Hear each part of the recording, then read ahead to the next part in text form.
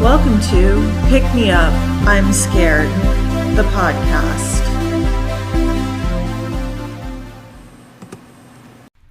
I'm your host, Madeline. And I'm your co-host, David. David, this is your first episode being our interim, or maybe forever, we're not sure yet, co-host. Are you excited? I very. You Do sound... I sound excited? Yeah. No, the future is indeterminate. You sound thrilled to be here. Your office is amazing. I've been wondering if that's Ronald Reagan in the corner. Oh, yeah, no, it's just a painting of a cowboy. Oh. That's a good, what's the word? Not Segue. Like a premonition, but like a foreshadowing. There we go. Of the episode. There's some Reagan bits in here today. Mm-hmm.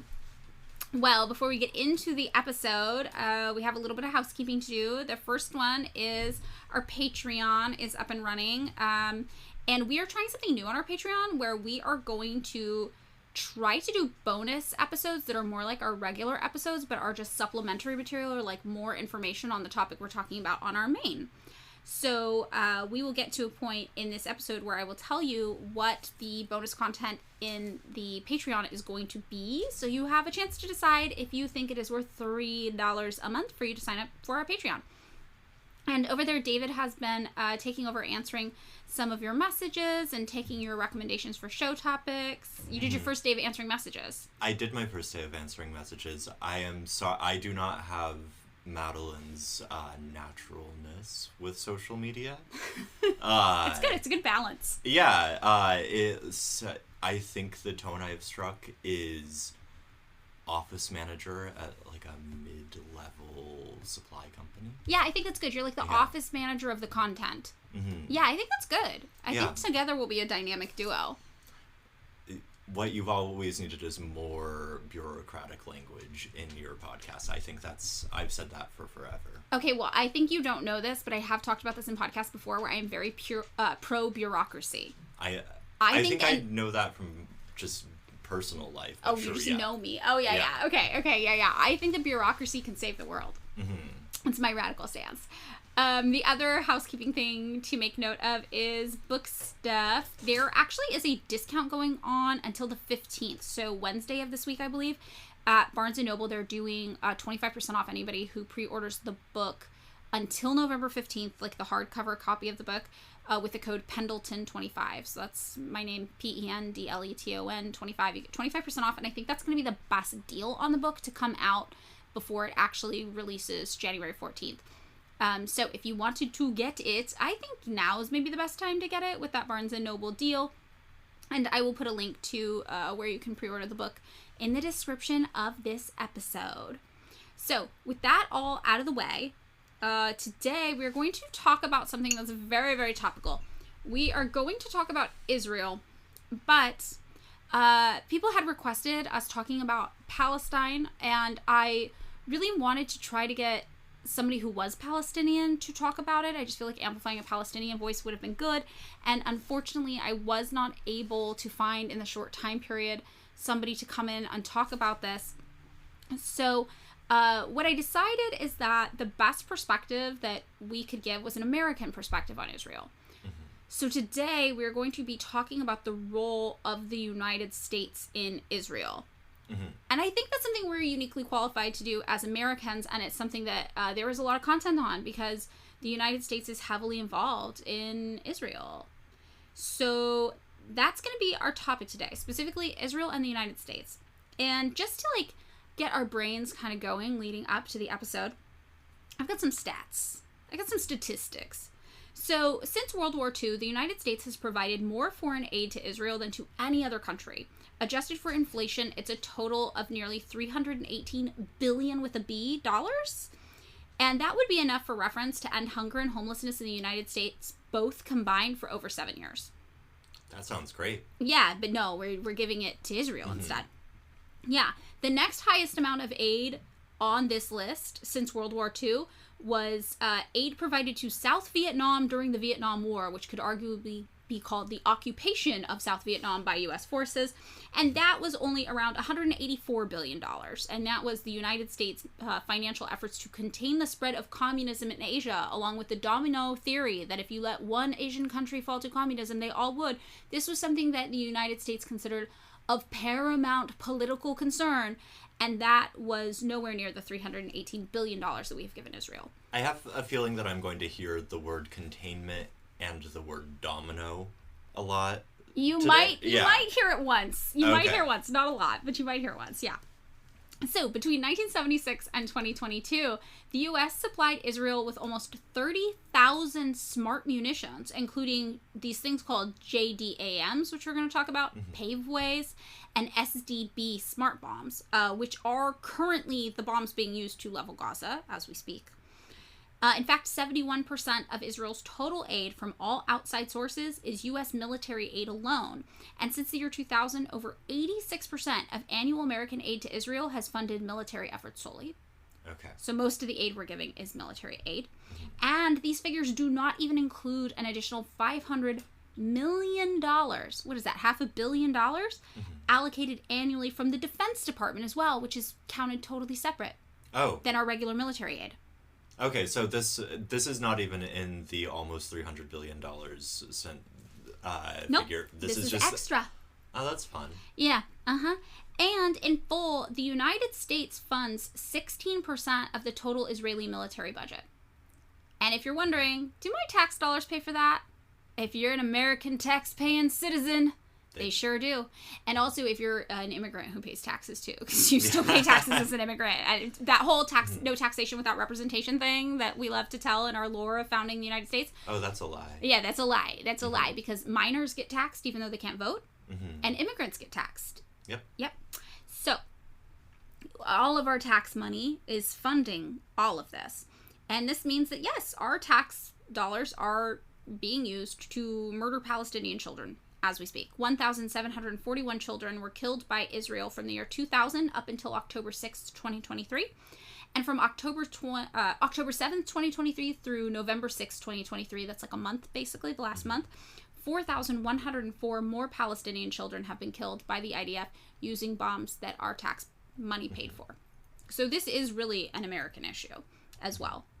And none of this includes, so far, economic aid that is not used for military purposes, which is an additional $92.7 billion with a B dollars spent by the U.S. from 1951 to 2022. And that is approximately 29% of Israel's economic aid from all sources, which is used for the resettlement of migrants, technological research and development, higher education, and healthcare. And that one is wild to me because we actually do, yes, pay in part for Israel to have universal health care. Well, here in the United States, we do not. In the United States, what we do have, though, nearly 18% of Americans have medical debt that is currently in collections. That's not even 18% of Americans have medical debt. Those are the people where the debt is in collections. And 1/3 of all GoFundMe campaigns are to pay medical bills in the United States. So why is the United States so invested in Israel? Why are we funding things for other countries that we don't even have here? That is what we are going to try to answer today. So if you are interested in things that happened prior to May of 1948 in Israel, this is where you're going to want to go check out our bonus episode up on our Patreon. It is $3 a month, and we do a minimum of 2 episodes per month. We might be aiming to do 4 a month. That sounds right. Yeah, we were thinking about, each one being like a supplement to the main episode. So we'll see how that goes. I'm trying it out. But our episode today, we are going to start with the formation of Israel in May of 1948. It's like a formal country recognized by other countries. And to start this, we're going to go to May 14th, when this thing called the British Mandate expires. And if you want to learn all about that, again, the bonus episode is where to get it. But what happens is British control over the territory of Palestine, right, kind of expires. The British had been in control of it, and then they handed it over to the UN because they were like, we made a mess here, which they did. If you listen to our bonus episode, you'll hear all about that. And British control on May 14th expires, right? And this triggers the first war between Zionist settlers and the Palestinians who were living there. So, Zionist provocations and land grab attempts had led to skirmishes that blew up into an all-out battle of very unequal forces. Phil Marshall wrote in Intifada, Zionism, Imperialism, and Palestinian Resistance, a few thousand ill-directed Arab volunteers faced well-armed Zionist militias prepared by years of training. And the Zionist strategy in this war was to take possession of all areas that had been allotted to form Israel under a UN plan, which again, we'll kind of talk about in our other episode. So then they were like, we're going to strike out from here along these routes, and we are going to create different ways to connect to previously existing settlements, and we're going to just expand from there. And this actually ended up being a really good strategy. So the Zionists in Palestine quickly took the towns and the means of communication and were pretty victorious. And Ben-Gurion is the person who proclaimed a state of Israel in the territories under Zionist control on May 14th. And so this is David Ben-Gurion? Yes. Mm-hmm. Yeah, and he is who became Israel's first prime minister. So on May 14th, he read the Proclamation of Nationhood, and he literally struck a table for emphasis while announcing, the name of our state shall be Israel. Mm-hmm. So this is where we are starting. And the newly formed Israel had even more territory than an original UN proposal laid out. So the original UN proposal was something like 55% would go to Israel. Yes, and 45% would be Palestine. And at the time, the sort of Zionist colonizers made up about 33% of the total population, correct? Yes. Yeah. And the UN, when they considered dividing up, partitioning is what they called it, Palestine, they kind of did an unequal partition, mm-hmm. and they gave all the good stuff to mm-hmm. the Zionist colonizers, to Israel, and they gave the kind of like areas mm-hmm. to Palestine. So Palestinians were like, we do not like this. So when the British mandate expired, the British control of the region expired on May 14th, that's what led to the war, because Palestinians were like, this is not fair. Our country was not Britain's to give away. How dare Britain mm-hmm. give away half of our country to some random people? And this is what led to the battle. And, you know, the Zionists were very well trained in combat at this point because they had previous military experience fighting in World War II. Mm-hmm. So they won. They won very, very easily. It was not even much of a fair fight. So 11 minutes after David Ben-Gurion reads the proclamation that mm-hmm. Israel has been formed, 11 minutes later, it's technically May 15th now, all right? Mm-hmm. This is when an American statement recognizing the new state of Israel comes out. President Truman at the time comes forward and is like, yes, we recognize the new state of Israel. We are the first country to do so, the United mm-hmm. States. And President Truman's American statement, like the address to the American population, has last-minute handwritten changes on it because mm-hmm. it was so fast. We were just like, get something out. And American recognition came in shortly after midnight in Palestine, just minutes after the new nation was proclaimed. And this kind of reflects this greater global U.S. foreign policy that was going on at the time that was all focused on fighting communist expansion. Mm-hmm. So no dominoes. No dominoes yet. But basically, there had been some USSR Soviet interest in mm-hmm. the Middle East. So the United States was like, well, if we can kind of lay our claim as allies to Israel, we can maybe have some influence mm-hmm. over them, and that will kind of be our stake. Like, we'll stake our claim in the Middle East against these other countries who are kind of starting to maybe fall under the sphere of influence of the Soviet Union. Mm-hmm. They had some communist parties gaining traction in a lot of these countries. There had been some kind of socialist uprisings. And the United States was like, okay, we need ours out in the Middle East, and it's mm-hmm. going to be Israel. Is it am I correct in understanding that communist parties throughout, let's call it like the former colonized world, were, if not hegemonic, at least very popular in a lot of states? Yes, I wouldn't mm-hmm. say they were hegemonic, but they were popular. And it makes sense because especially if you look at Marxist-Leninist policy, like mm-hmm. Marxist-Leninism has a specific section in it where it calls for basically like the right of self-determination for marginalized mm-hmm. and oppressed people. So all these people who had been the victims of U.S. imperialism, Western imperialism, European imperialism, Marxist-Leninism mm-hmm. really spoke to them, mm-hmm. right, as colonized people. So this is why you see like communist parties being very, very powerful, and like, you know, we saw it happen in Vietnam. It spoke to Vietnamese people because they were like, we do not want to be colonized by France anymore, and this ideology speaks to our experiences and also gives us a pathway towards resistance and to be something else. Yeah. So this was what was going on also in the Middle East at this time, you know, and this is why the United States was like, we need something to claim there that we can have control over. Maybe it will be Israel. We don't know. By May 15th, right, the day after Israel was proclaimed a state by Ben Gurion, 375,000 Palestinians had already been expelled from their home, like in years prior leading up to this. Meanwhile, Egypt, Syria, Jordan, Iraq, and Lebanon all declared war on Israel pretty much instantly. They were like, this is really messed up. This is an affront to Arab nations everywhere. You know, a British power, a European power cannot just come into one of our neighboring countries and decide to give half of it away. That means none of us are safe. Yeah. So these countries all declare war on Israel. And the Israeli forces are like, all right, let's go. And they start fighting, and they are able pretty quickly to repel the Arab fighters and temporarily occupy parts of South Lebanon, like right away. Like, we're getting into it. So on May 25th, 1948, Dr. Weizmann, who's the first president of the new state of Israel, this is 11 days after the country is formed, visits the White House and meets with President Truman. So really early on, the United States is cementing our relationship with Israel. So for the next year, 1948 to 1949, this is the time period that Palestinians usually refer to as the Nakba, which stands for the catastrophe, or means the catastrophe, rather.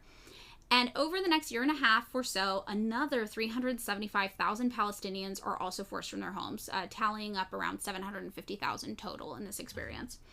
And Zionist forces take more than 78% of historic Palestine, and they ethnically cleanse and destroy about 530 villages and cities, and kill about 15,000 Palestinians in the process in a series of mass atrocities, which include more than 70 massacres. So on July 9th, 1948, Zionist forces occupied the towns of Lida and Ramla and killed up to 200 people there, and also expelled around 70,000 inhabitants. People who sought shelter in the mosque there were massacred.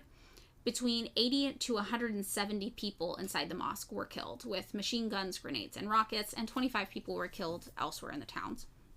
The rest were expelled at gunpoint at what became known as the Death March. Old men and women and children fell by the wayside. They died of exhaustion, dehydration, and disease on this march. So really, really harrowing things. And money and jewelry and things of value were looted, basically, by the soldiers who did this. So anybody who resisted having their things taken, they were killed. There was so much looting that 1,800 trucks were said to have been loaded with stolen property in this process. So while this was happening, the United States was kind of wavering in how best to support the creation of our new ally country, Israel. Gordon P. Merriam, who was a member of the State Department policy planning staff, complained, like at this time, we have no long-term Palestine policy.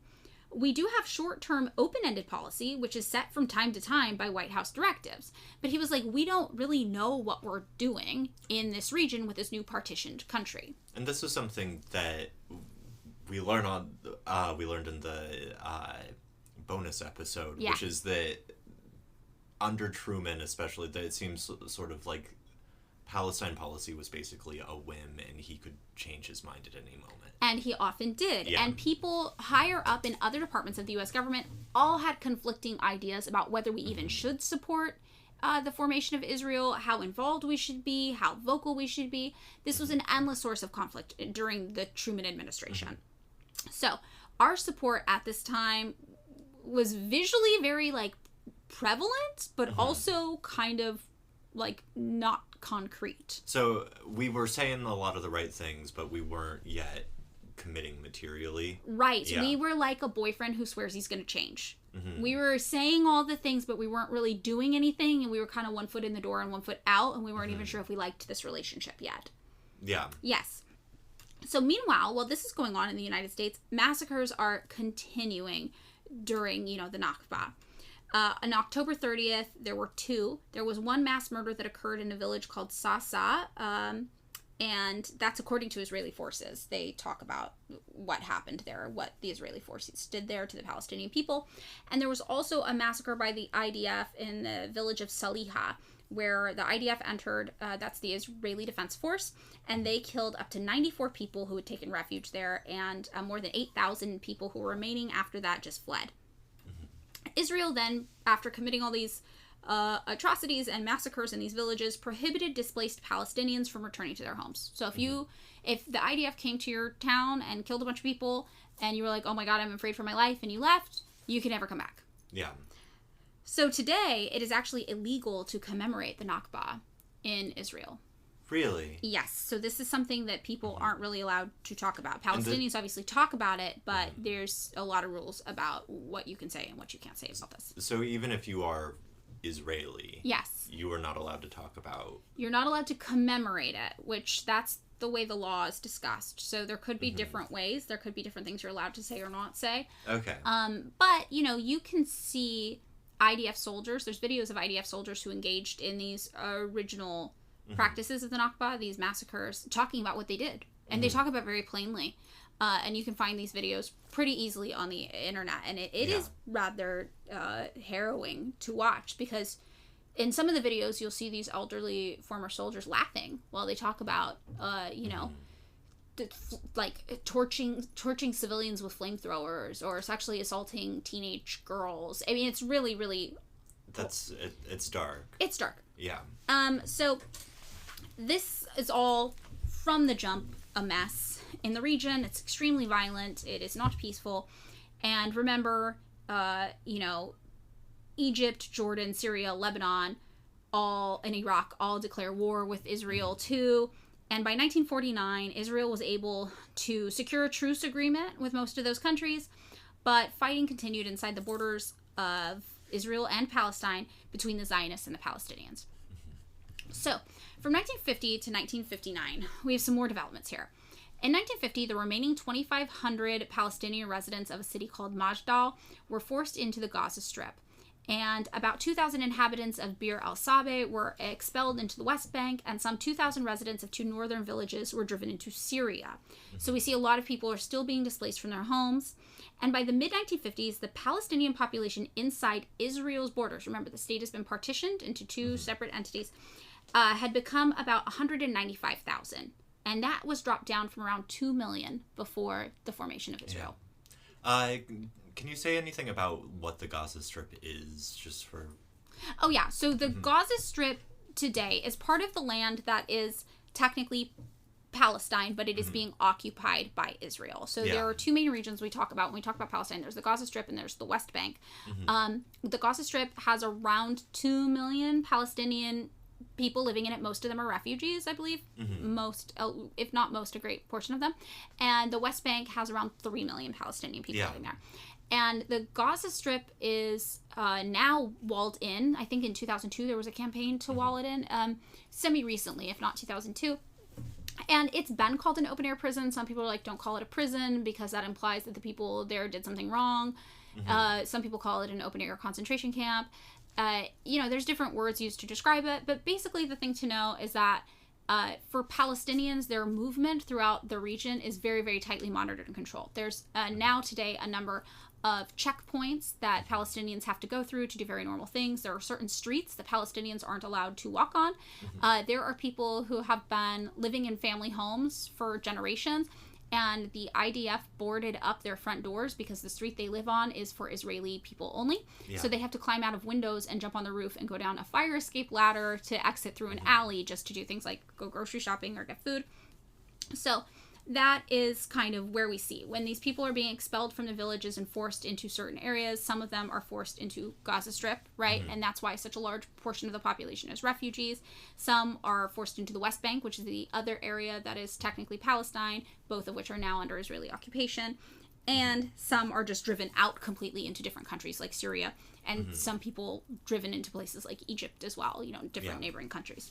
So this is where those 2 million people are forced to go, so that the area that is now technically the newly formed country of Israel, right, in this newly partitioned state, it used to be Palestine, now it's part Palestine, part Israel. The area that is assigned Israel just has 195,000 Palestinian people left in it, down from 2 million total back at this time. The numbers I quoted you for the population of the Gaza Strip and West Bank now, those are current figures. So in 1956, something kind of happens in the region which starts to affect the United States' relationship with Israel. In July 1956, Egypt nationalizes the Suez Canal, which had previously been controlled by Britain and France. So this was a major decolonial effort. And the Suez Canal was built in, 1859, and was a way to have trade routes between, the Indian Ocean and the Atlantic? Is that where we're looking? Yes, exactly. And one of the main things that was traded is oil. Yeah. Through the Suez Canal. So in October 1956, France and Britain actually team up with Israel. And together they do a coordinated attack to temporarily seize control of the canal. So this is pretty soon after Israel becomes a country, right? Israel's been a country for 8 years. And they're like, okay, we're going to align ourselves with these European interests, right? And we are going to secure control of our neighboring country's canal so that we can use it to access trade in oil more easily. So already we see kind of like an expansion mindset from this newly formed nation. Their goal is to expand, expand, expand. And this is pretty major. So half of the canal's traffic is oil. And this huge crisis happens because closing it threatens Middle East oil shipments, which supply about 800,000 barrels per day to Europe. So Egypt had, under the eyes of the West, been under Soviet influence up to this point. That's why they nationalized the canal. They're like, we control this now. It's not privately owned. And that is part of why the United States' relationship with communism and fear of communism, right, is so involved in us building up an alliance with Israel. So Israel teams up with France and Britain, right? And they're like, no, you don't get to nationalize your canal because that means we can't profit from it. And you're controlling who gets to use it. No, we need that sweet, sweet canal. So they take it over. And this is kind of why, right? Because it had been such like an economic crisis for neighboring places. And the USSR had, it is true, been increasing its influence in Egypt, also in Syria and Lebanon, because they were trying to support like Communist Party kind of rising to power in these places. They wanted to support other socialists, other communists. And I think that has a lot to do with that like Trotsky idea of like the forever revolution, and like how we hadn't quite yet gotten to the point where Stalin was like, you know what, no, we're not supporting any of the revolutions anymore. We're just doing communism in one country. So the USSR was like, hey, you got a communist party, you got a workers' party trying to do a revolution there. We're going to help you. So that was their policy. And there were a lot of countries in the Middle East who were starting to gain traction with their workers' parties and their socialist movements. So as a result, the USSR was able, because they were pretty powerful at this time, to put pressure on England and France and Israel to withdraw from Egypt. They were like, look, we got all these neighboring countries under our sphere of influence. Are you sure this is really the fight you want to take on? Because we're pretty powerful. We see it's the three of you, and you are pretty strong, but like we could do a war. So they're snapping their fingers. They're doing West Side Story stuff. That's the vibe. Exactly. And the USSR's main goal in all this was to help Arab nations fight against colonialism and Western imperialism, like the imperialism, for example, of Britain, right, and the United States. Yeah. So to have this country, Israel, this newly founded country that was created basically by Britain, right, without Palestinians' consent, come in and start seizing things from nearby other countries. This like violated everything that the USSR was trying to support and endorse, and it optically was like a win for the USSR to be like, what you're doing is really messed up and goes against everything we stand for, and we know that all your neighboring countries are going to agree with us. So this meant that Israel's action in the Suez Canal in Egypt could constitute kind of a proxy war, like proxy Cold War that was going on between the USA and the USSR at the time. So this is kind of like where you start to see the United States being like, oh, we really got to pay attention to what's happening in Israel, because it affects how we interact with other countries on the international stage in this Cold War era where we are trying to assert our dominance over the communists. And this meant that Israel, though, did have the potential to be an asset in the Cold War as well, because they're doing stuff that's upsetting people over there, right? Like something's happening. And the USSR was able to put pressure, actually, on these three countries to drop the whole Suez Canal thing. But what the U.S. started to notice is that Israel was having like a lot of military and armed conflict. And that meant that Israel could serve as a battlefield to test American weapons. Because they're like, look at these people. This country's not afraid to go to any battle. They'll fight anybody. They're just willing to take up any fight. And presumably, it's also, for American arms manufacturers, a bit of a boon to have some country that's like, we love using those bombs. Yeah, we'll use them all. And not only would they be testing military kind of materials, they would be testing them specifically, usually against Soviet weapons. Because the USSR had kind of solidified themselves as the opponent of Israel early on, right? Because Israel was this colonized kind of state. Yeah. Colonizer state. So, all of a sudden... Oh, and they also, another thing that I forgot to mention is that Israel had missiles that were capable of reaching the Soviet Union.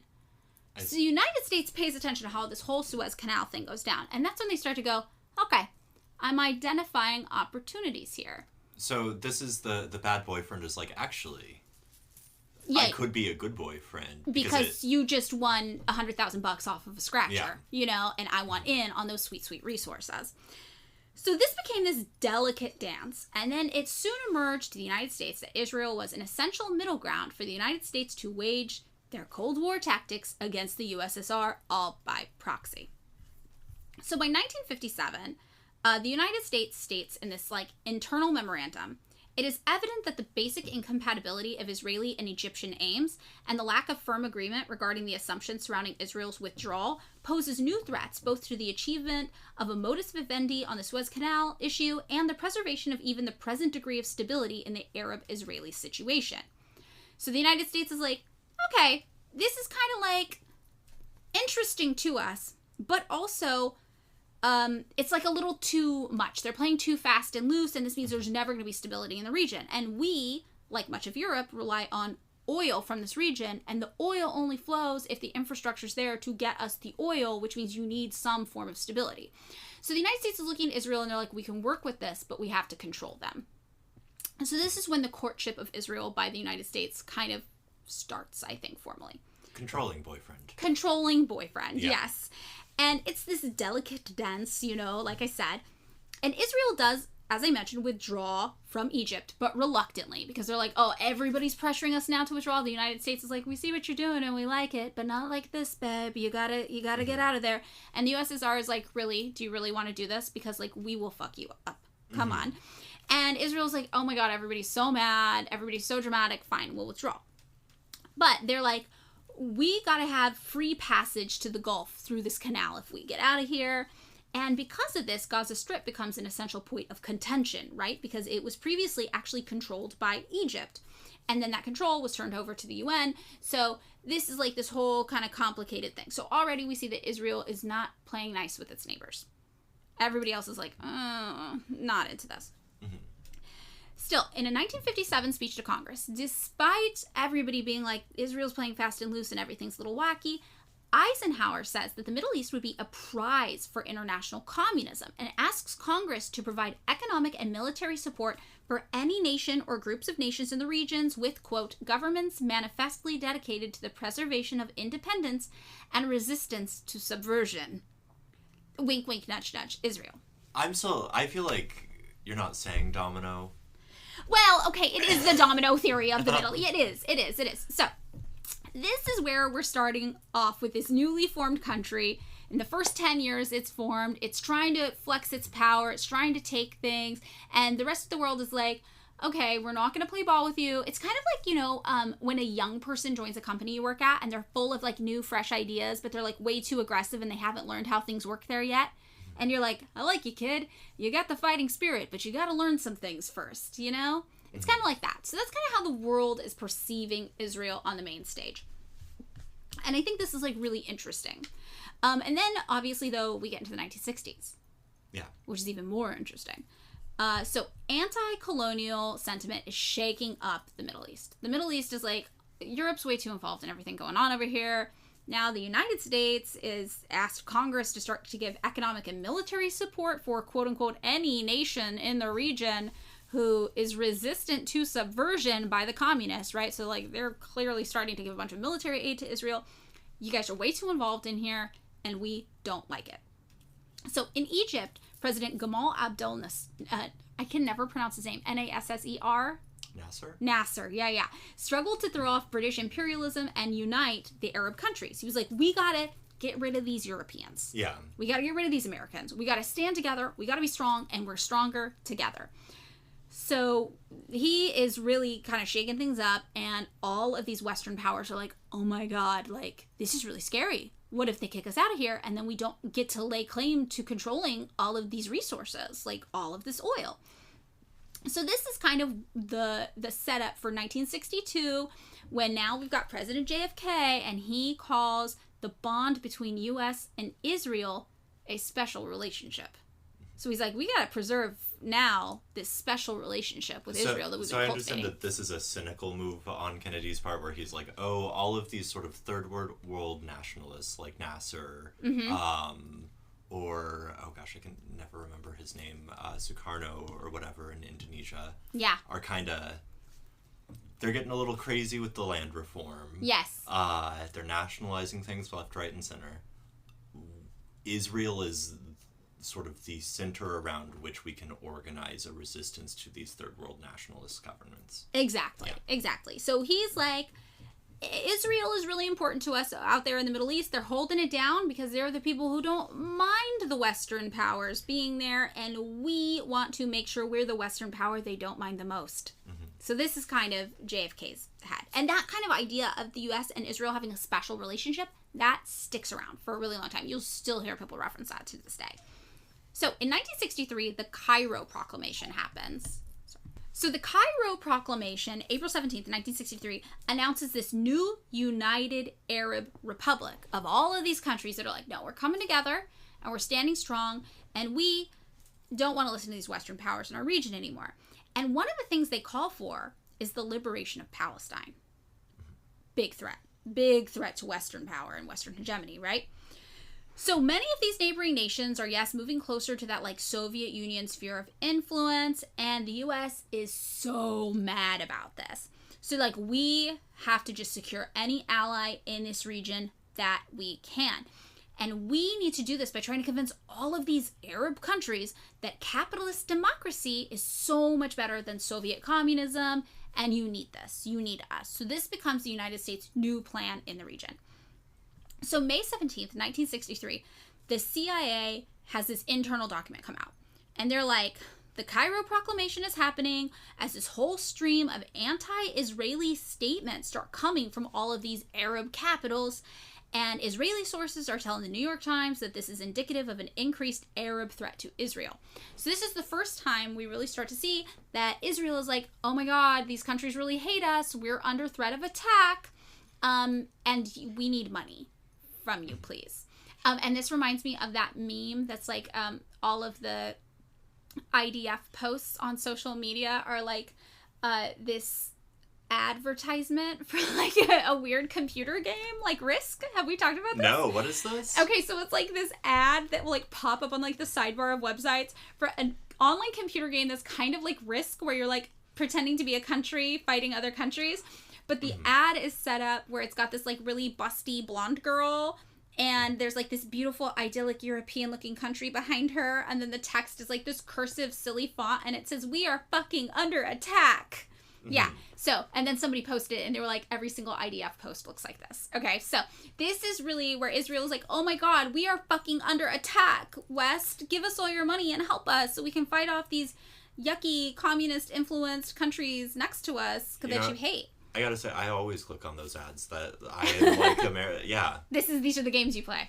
This is what you do in your downtime. Actually, I just play chess. But yeah. No. So this is what's going on here. And the CIA, though, was like, yeah, they're claiming this, but I really, like, don't know how much of a threat this really is. So the CIA document is like, yeah, we don't think Israel is actually potentially under threat from neighboring forces at all, because they always have this really massive militaristic advantage. Because remember, since the 1950s, when Eisenhower gave that speech to Congress, people like the United States have been actually giving Israel some aid. This is where we start to see the aid flowing in, right? So Israelis also pointed to the flow of communist bloc war materials into Arab countries, indicating that these liberation movements against Israel were all supported by the USSR. And that did make the U.S. want to support Israel more. But there are some quotes in here from a CIA report where they're just like, we don't know how seriously to take this. So this one report says, Israel fears that a large Arab state must inevitably come to feel itself strong enough to attack. Or Israeli warnings about the urgency of the Arab threat are unwarranted. No Arab military forces have undertaken action that increases the danger to Israel's security. Individually and collectively, the armed forces of the Arab states are inferior to the quality of those in Israel. So from the same report. So the same report is like, they're telling us it's urgent that we give them a bunch of money, but like when we assess the intel, their military is actually really, really strong, and there's no evidence that they actually are under threat of attack. So on December 6, 1963, the CIA decides that Israel is not actually under threat of harm at all, and they say, after an arms race of nearly 9 years, Israel's ability to wage conventional warfare is still clearly superior to that of its Arab neighbors, whether the Arabs act singly or in combination. So this is kind of where the CIA lands on this. And you remember, the CIA has never been super stoked on Israel. Yeah. Like, the State Department's been more stoked on Israel than the CIA has been. If I recall correctly, the CIA's sort of read on Israel was, from a pragmatic, anti-communist Cold War stance, supporting Israel is just going to inflame tensions in a way that will run counter to U.S. interests. Yes, this is what the CIA had always thought. So the CIA was a little more skeptical of Israel's claims than, like, the Defense Department was. Mm-hmm. And in 1965, God, I don't pronounce this right either. Fatah, Fatah, that's how I say it. Is that right? Sure. I don't know. Okay, so Fatah emerges in Palestine. I don't know that I'm pronouncing this right. I'm very sorry. But this is this, like, new force standing up for Palestinian liberation, like the Cairo Proclamation advocated for. And this pops up, and they're like, we gotta fight against this occupation and control of Israel in Palestine, and it is led by Yasser Arafat. Right. So, Hilal Khashan, who's a professor of political science at the American University of Beirut, told Al Jazeera the Lebanese-Israeli border was quiet until around 1965, when the Fatah movement started launching low-intensity attacks on Israeli positions. So these are like guerrilla groups. Yes. Yeah. So they're like, we're going to start fighting you for independence. But again, it's not quite the giant militaristic thing that Israel had been fearing would happen to them. So Lebanon's public opinion on how to engage with this was split, because a lot of people in Lebanon sympathized with the Palestinians. And the ones who didn't were just like, this seems like none of our business and we shouldn't get involved. So nobody was really eager in Lebanon to kind of interject here. Still, though, in 1966, the United States provided $23.7 million in aid to Israel to help fight this new Palestinian liberation group. Mm-hmm. Then, in 1967, something major happens. There's a war. There's a war, and it is called the 6 Days War. Because, spoiler alert, the CIA internal document was right. Israel's military was really, really advanced and good at fighting wars. Yeah. So, the 6-day war, it lasts 6 days because that's as long as it takes for Israel to totally dominate in this war. So the central motivation here was for Arab nationalism and an opposition to Western-backed Israeli intervention in the region. This is what sparked the war. Military tensions rose on all of Israel's borders, and eventually Israel ends up invading the Jordan-controlled West Bank, launches airstrikes over Syria, and attacks Egypt. They're just going crazy with everyone. Yeah, they're like, this is our region. We're taking control. So Arab oil ministers call for an embargo on any country that's friendly to Israel. And that means that oil shipments to the United States and Britain halt. This is where we get the weird speed limit thing. Oh, wait, is this a speed limit thing? This was a thing in the 70s where they had to... American cars famously not good on gas at the period. Yeah. So they limited this because you drive faster. Yeah. Takes more gas. Oh. So they, like, under, I think, Nixon and Carter or whatever, they limited the speed limit to, like, 55 or something crazy like that. Oh, and this is where we get I Just Can't Drive 55. Sure. The Hagar song. Yeah. Absolutely. Uh-huh. So, while all of this is happening, Israel also occupies the Gaza Strip and the West Bank, which, remember, previously had been technically Palestine, but I gave a little foreshadowing and said, well, now they're occupied by Israel. So this is when Israel goes in, And they're like, Gaza Strip, West Bank, we're controlling this. So this means that they're now effectively in control of all of historic Palestine. And in this process, they expel an additional 300,000 Palestinians from their homes. Where do those... So I'm assuming those Palestinians are going to refugee camps in Jordan, like Yemen. And there's also refugee camps in Palestine. Yeah. So some people in the West Bank, for example, might lose their homes. They might end up in Gaza Strip, you know. So it's some of them might be able to leave, but motion at this point gets really, really controlled, especially from Gaza Strip into Egypt. That border is getting tightly controlled. So within 6 days, Israel had won a decisive land war. They took total control of the Gaza Strip and the Sinai Peninsula from Egypt, which is major. They also took control of the West Bank, including East Jerusalem from Jordan, and the Golan Heights from Syria. So they're just like expand, expand, expand, expand. And thousands of Palestinian refugees flee to Lebanon. So this is where some of them end up going. And this really is like becoming more and more obvious that it's like this Cold War proxy war thing happening in the United States, right? Because all of these Arab nations starting to nationalize things, they're getting increasingly, you know, socialist or like communist sympathizing at the very least. And they are all kind of fighting against Israel. And Israel has those same quote-unquote Western values of like Britain or the United States. It is the neoliberal capitalist quote-unquote democracy.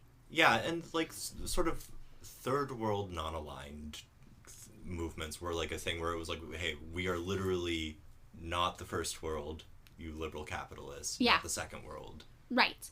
But now... communists. We're third world, like we're our own thing. But now they're kind of getting second worldy.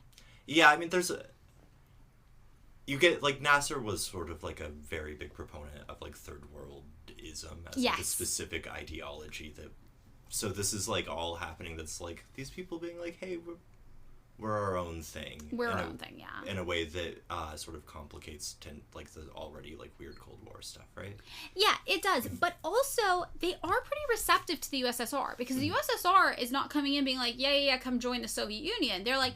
no, you should be free, and we will support you in your efforts to fight off Western imperialism because we abhor Western imperialism in all forms. We think this is evil, and we want to fight it, and we want to help you. So, that's kind of going on, too. And while all of this is happening, the United States, meanwhile, is super struggling in Vietnam. We are losing the war against communism in Vietnam. Super hardcore. So, the U.S. is looking at this, and they're like, all right, Israel has proved its ability to militaristically overpower all of its neighbors, right? And they were able to squash this war in 6 days. So if we really, really focused all of our efforts on making sure we were Israel's #1 ally from this point forward, more than Britain, more than France, more than any other Western power, you know, the United States could then use Israel potentially to exert control indirectly over this entire region. So Joel Benin, who's a professor of Middle East history at Stanford University, explained it like this. What's key about the 67 war was Israel defeated the Arabs hands down in 6 days with absolutely no American military assistance. What that said to the United States was, these guys are good. We're in a mess in Vietnam. Let's be connected to them. And things developed gradually over time. Now, the thing about his quote about like absolutely no military assistance from the U.S., remember, you know, the year before, the U.S. had provided $23.7 million in aid to Israel. So it's not like it was actually no assistance. Was it not specifically military aid? Not specifically military aid, yes. So the United States then quickly replaced Britain as Israel's new little imperial sponsor, but the United States was a lot more committed than Britain ever had been. The United States came in hard and strong after the 6 Days War. They were just like, what do you need, little buddy? We got you. What do you want? Like, we're going to make it happen. And after the war, the United States increased its aid to Israel 5-fold, hoping to take advantage of this new ally they had blossoming in the region.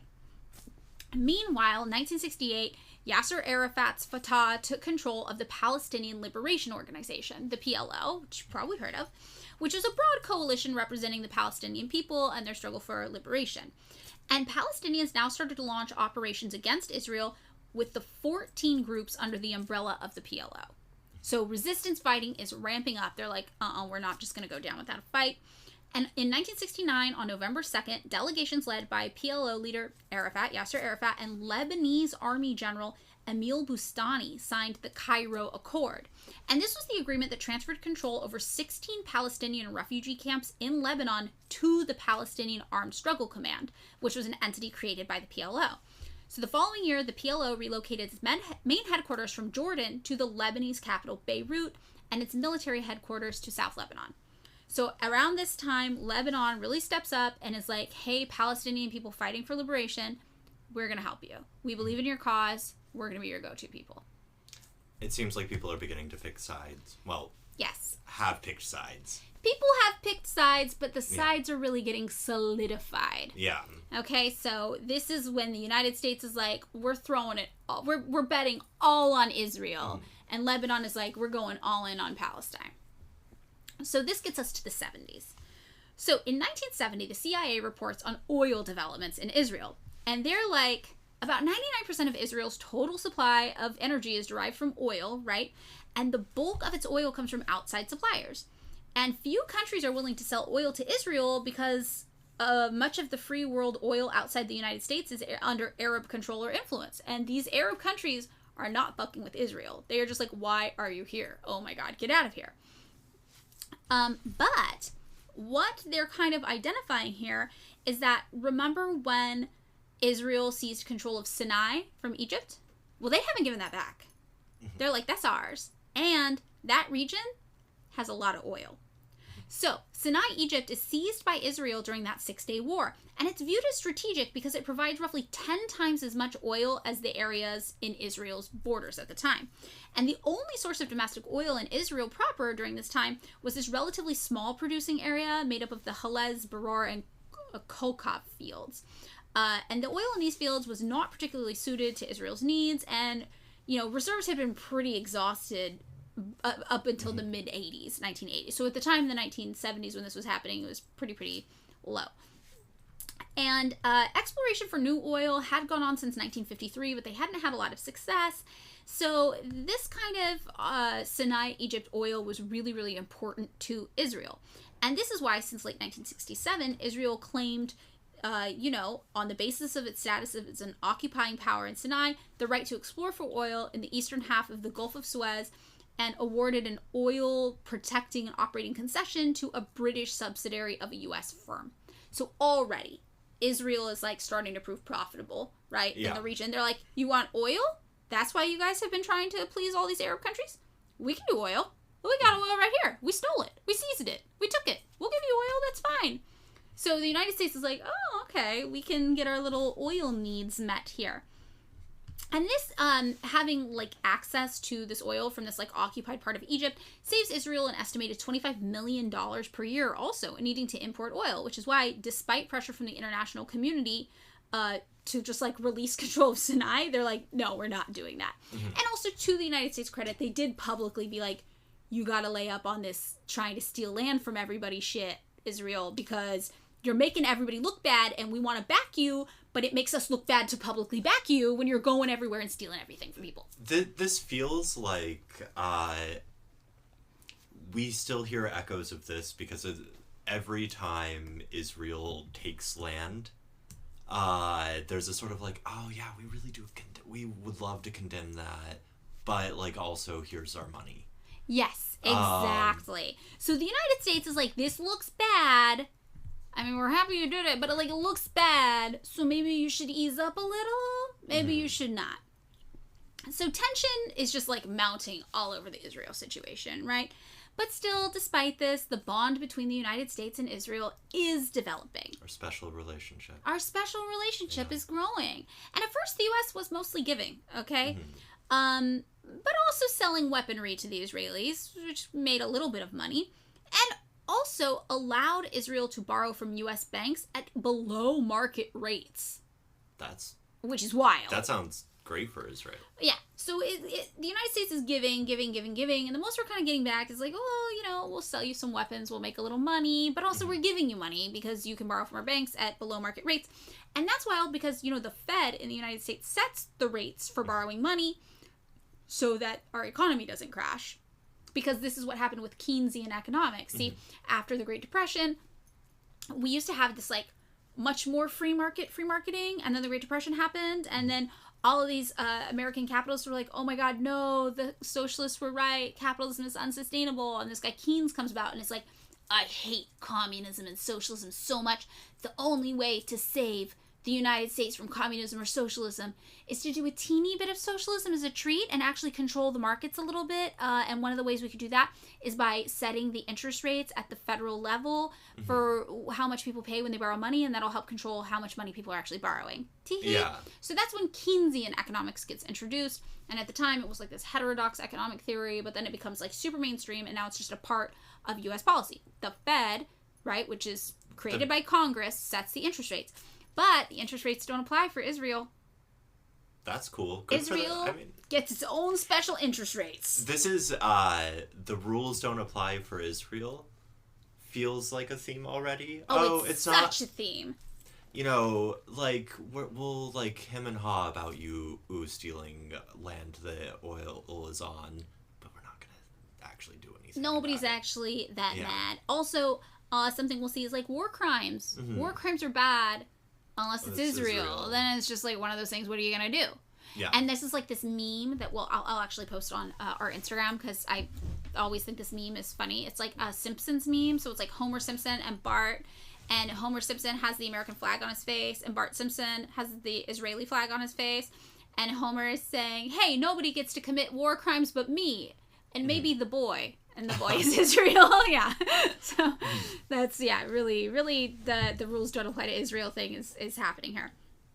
So this had been the situation going on up until the early 70s, but then new forms of cooperation start to take hold that might end up being more beneficial for the United States too. Like in 1972, for example, this thing called the BSF Foundation is founded, and that's the U.S.-Israel Binational Science Foundation, which is supposed to promote scientific and technological research exchanges between the two countries. And this still exists today. In August 2019, Israel's Council of Research announced it would provide $56 million over a 5-year period to expand this program. Oh. So then in 1973, the U.S. starts to fund settler colonization in Israel.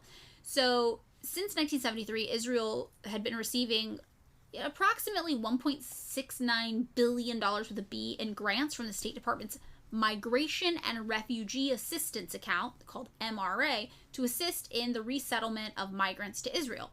And these funds were paid to something called United Israel Appeal, which was a private philanthropic organization in the United States, who then would turn around and give the funds over to Israel to fund these things. So between 1973 and 1991, the United States ended up providing around $460 million to support new settlements in Israel. And a lot of these settlements were in places that had been occupied, well, all of them had been occupied by Palestinians. Yes, exactly. Yeah. So that's where we hear all these villages that were massacred and destroyed. New settlements popped up either literally in those buildings, like in those homes, or they were demolished and new ones were built on top of it. And that's when you see videos online of people like being like, yeah, you're literally in my house. Like Palestinians being like, these people are in my house. It would be from something like that. Like, no, people were literally expelled from their villages, and settlers were literally given their homes, or their homes were bulldozed and new ones were built on top of them. There's actually a photo that's pretty famous that you might see somewhere floating around the internet of a really elderly Palestinian couple standing in the street looking at two settlers, like behind a gate in front of a house. And there's a whole documentary that goes along with it. And basically what happened is these journalists took this elderly Palestinian couple to go see their old house in what had been Palestine but was now Israel. And they stood in the street and they were looking at the house, and the people who lived there came out, the new settlers, and they were from Brooklyn. They had come from Brooklyn to settle. And they were like, what do you want, you know? And the journalist is like, oh, this used to be their house. Like, they lived there. Like, how does that make you feel? Like, do you feel anything knowing that? And the couple, the American couple, is like, no, I feel pretty good. Yeah, we're pretty happy here. We feel fine. Yeah. So this kind of picture that goes along with this whole story in this documentary is pretty like iconic, and you might see it floating around the internet. But this is kind of what's happening. And the U.S., starting in 1973, starts funding this in a major way. So this was actually done as an attack against the USSR, right? Because funds originally were only being used to settle people coming from the Soviet Union up until 1985. To be like, oh, they hate the Soviet Union so much they want to leave. Haha, we'll pay for that. Get out of there. Bloop. But in 1985, then it just kind of opened up and was being used for people from multiple places. So in April 1973, Israeli special forces did an offensive. They took speedboats and they landed on Lebanese beaches. Remember, because Lebanon had been like, we're going all in, supporting the Palestinian resistance here. And there they assassinated 3 PLO leaders. And this became known in Arabic as the Verdun Massacre, basically.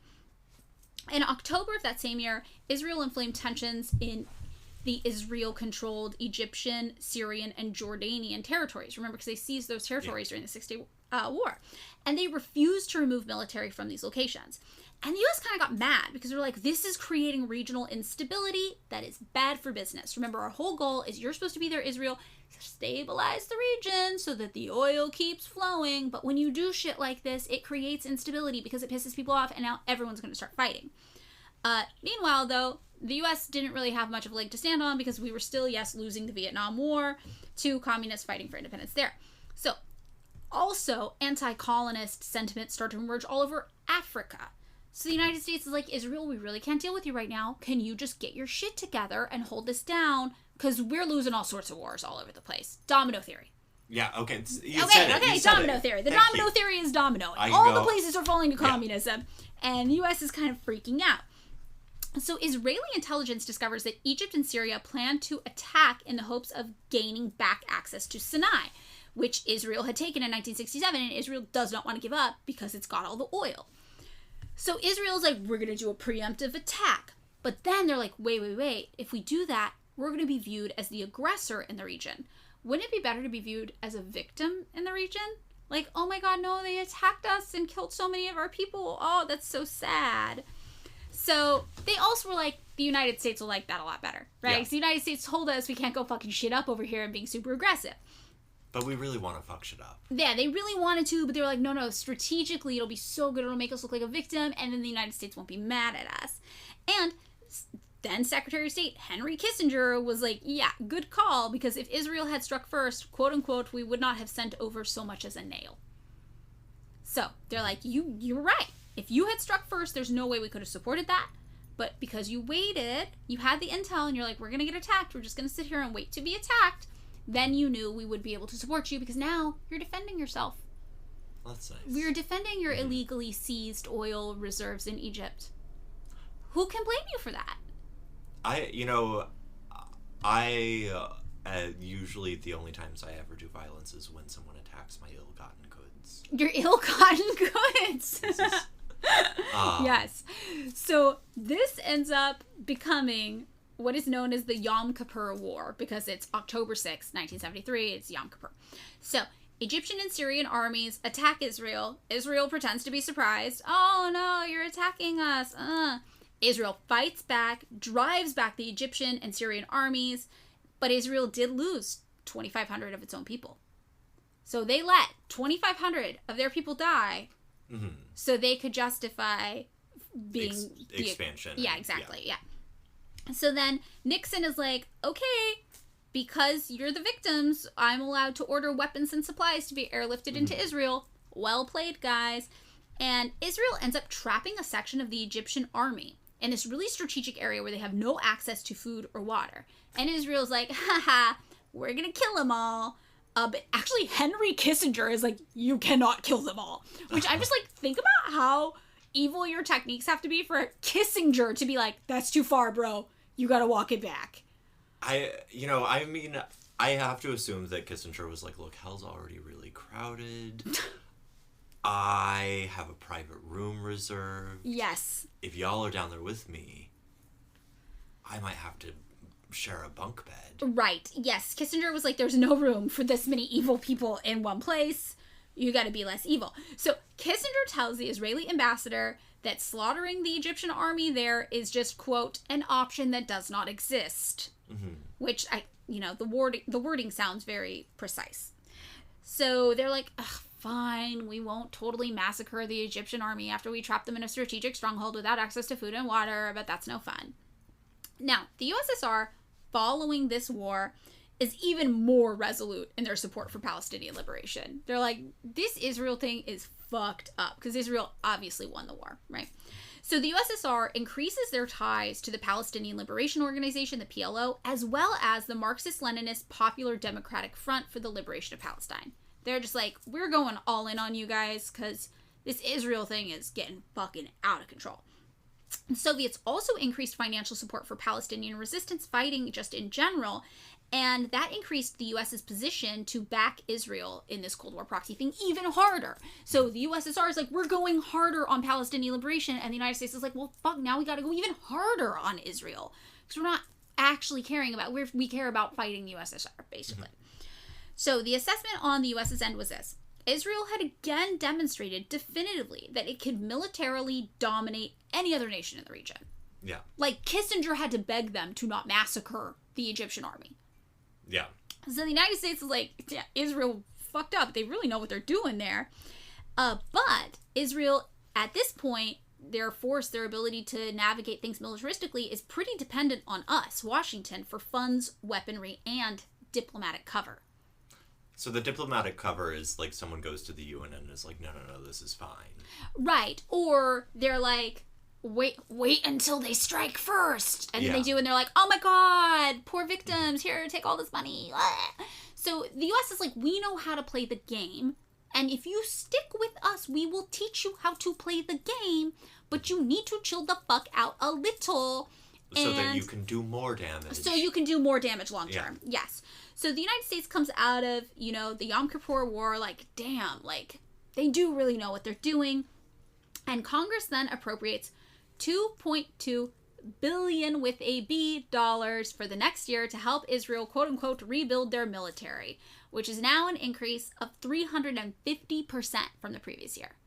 So remember, after the last war, the contributions went up fivefold. After this war, now they're going up 350%. So every time Israel goes to war, they get more money from the United States. I feel like if I were Israel, or at least Israel's government, I'd be going to war all the damn time. Oh, yeah. I'd be like, get that sweet American dollar. Get that American moolah. We just go to war and they send us shit. And, of course, Arab states responded by suspending, again, oil shipments to any nation supportive of Israel. They're like, again with this shit. Like, no, stop. And this embargo reduced traded oil supplies by 14% internationally, just from this one ruling alone. And this is when gas prices in the U.S. increased 40% in just a few months. This is actually where the 55 speed limit happened, because it was like, oh shit, we can't. Yes. Like there are stories of like lines around the block and gas rationing. Yes, exactly. Yeah. So this is when there was the gas crisis, I think is what we called it here. But it wasn't just here. It was also Europe and Japan, because we were all the allies of Israel. So, yes, like you said, there's oil shortages. There's hours-long lines at the gas stations all across the United States. People start to, like, hoard gas supplies. There is the gas rationing. There's price control set. And on November 7th, this leads President Nixon to announce a bunch of new energy policies called Project Independence, which is this goal to have U.S. energy independent by the year 1980. It does not happen. I'm assuming some drilling does happen. We do some fracking. Yeah. We do some offshore drilling. I think Alaska, we're drilling a lot in that beautiful place, drilling for oil. Oilville? Do you remember? It's by Bakersfield. Oildale. Okay. Oildale. Yeah. It's run by the KKK, I think. I'm pretty sure. Not surprising. No, I know. It's not surprising at all. So, yeah. Lots of oil. I mean, in LA, we drill for oil. Oh, yeah. Just in the city limits. Not even, like, in the country. Oh, out by, like, Playa del Rey or whatever? No. There's, like, a lot of places we drill for oil in LA. Huh. Like, by the La Brea tar pits. Like, sometimes you'll just be driving around and they'll, like, try to conceal the oil drilling and you'll just be like, that's an oil drill. Yeah. That would be, like, a fun first date. Like, let's go see all the oil drills, just, like, kind of half hidden around Los Angeles. Let's see how our water is being poisoned. Yeah. Wouldn't that be kind of fun? Cute. I think that'd be a cute first date idea. So this brings us to June 24th, 1975. And then there is a memorandum for the U.S. president from Henry Kissinger that comes out. Covert, it's like a little secret. And it says, the National Intelligence Analytic Memorandum concludes that in any foreseeable conflict situation, Israel will have a clear military advantage. Mm-hmm. So this is just like, we are not fucking around. We know if a fight comes up, these guys are gonna win. And this cites that the majority of Israel's weaponry at this point is from U.S. inventories or production. So we know this. By 1975, the majority of Israel's weapons come from the U.S. Mm-hmm. And this is when really everybody's like, they're not going to lose anything. They're going to win everything. And states that Israel, also in here, could lose up to 38,000 people in a multi-front attack if Egypt, Syria, Lebanon, and Jordan all attacked at the same time. But even taking 38,000 casualties, they would still win a war against all those countries at the same time. Wow. Yeah. So this is what the United States is looking at. And they're like, Israel's going to win. So at this point, the United States is like, look, we picked the winning side. Yes. Our bets are all doing great. Like, we're good. We're good. We've got secured control in this region, like, down. Yes. So in 1976, the U.S. supplies Israel with 100 of this thing called a GBU-8 Hobo. That's the name of the bomb. Okay? And this is a homing bomb system developed by the U.S. Air Force for use during the Vietnam War. And this is when we start to be able to keep track of all the weapons specifically that the United States is providing. We know they have been providing weapons up until then, remember, because that 1975 memorandum said that the majority of Israel's weapons have come from the United States by this point. But 1976, we really start to keep track of what we're giving them. A bureaucrat gets in there who's really good on record keeping. Who's okay on record keeping. I'm confident this isn't all of them, because like if you've ever seen all the stuff about like when the Department of Defense gets audited. Oh, no, and then like the government will try to audit the Department of Defense, and they'll go in and they'll be like, we can't even audit you because there are no records. And then they look and they'll be like, the only record I have here shows you paid $60 for one nail. And then they're like, oh yeah, is that not the price? So it's like literally like the State Department, like the Department of Defense is beyond reproach because they just don't keep any records, and the records they do keep make no sense. I think what you're telling me is they're laundering money to buy weapons. Oh, I mean, yeah, that makes sense. If you look at anything that CIA's done, like with the Contras, you know, or like even stuff like how like during the Iraq War, the U.S. military lost like $1 billion in cash, I'm pretty sure. I think it's $1 billion. It was some huge sum of money that they just took out in cash because they're like, well, we can bribe people easier with it. And then it just all went missing and nobody knows where it went. You're really good at the statistics where it's like, we could solve world hunger for this Yeah. With all the money we lose. Yeah, we quote unquote lose. But the thing is, we don't even know. Yeah. Because it's impossible to keep track of.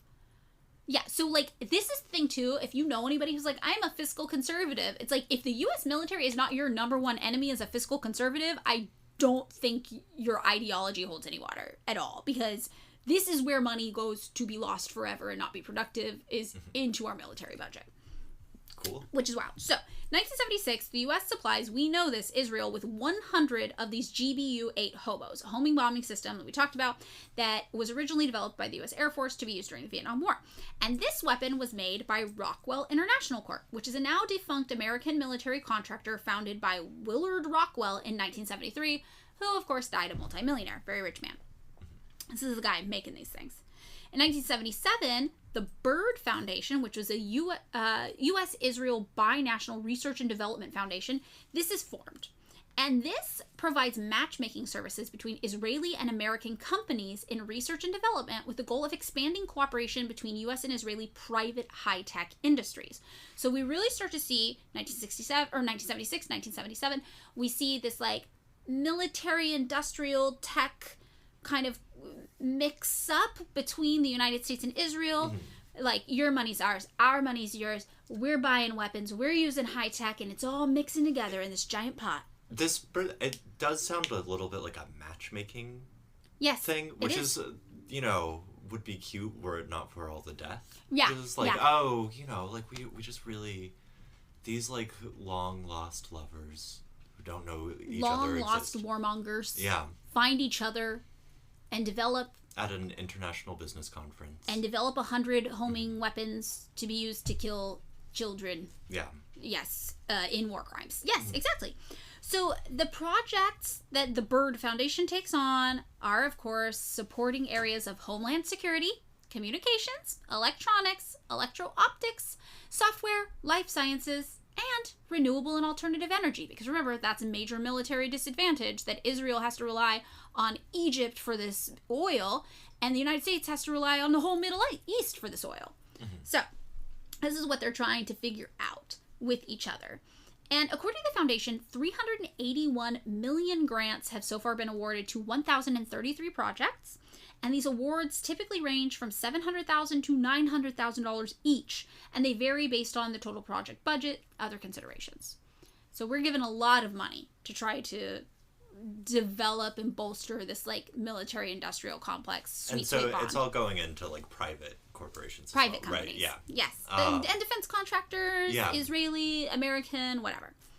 So in 1978, Lebanon-based Palestinian fighters start to conduct more cross-border raids. They're picking up steam. They're like, we're fighting for the Palestinian liberation. And in March of 1978, Israel invades Lebanon and advances as far as the Litani River. And at this time, Israeli armed and financed the South Lebanese Army, which was composed of Lebanese Christians. Palestinian groups, meanwhile, were backed by Syria. So in response, the UN Security Council passes Resolution 425, which calls for the immediate withdrawal of Israeli forces from Lebanon. They're like, get the fuck out of there. And it also established the UN Interim Force in Lebanon, which still operates to this day. And while all this is happening, though, the U.S. is still like building buddy deals with Israel, and the Byrd Foundation is created. And that's the Binational Agriculture and Research and Development Fund, and this is supposed to support U.S.-Israeli cooperation in agricultural research. And as of 2020, it had dispersed $315 million in grants for over 1,300 projects. So these are kind of the important things happening in the 70s in Israel, right? We got Palestinian fighters, freedom fighters operating out of Lebanon. We got Israel trying to fight them in Lebanon. We've got the UN being like, oh my God, Israel, you can't just invade Lebanon. Please stop. We have some people in Lebanon who are like fighting on behalf of Israel to the Christian Lebanese soldiers. We got other people in the Middle East like, leave the fucking Palestinian freedom fighters alone. We hate you. And meanwhile, the United States is like, hey, do you want more money?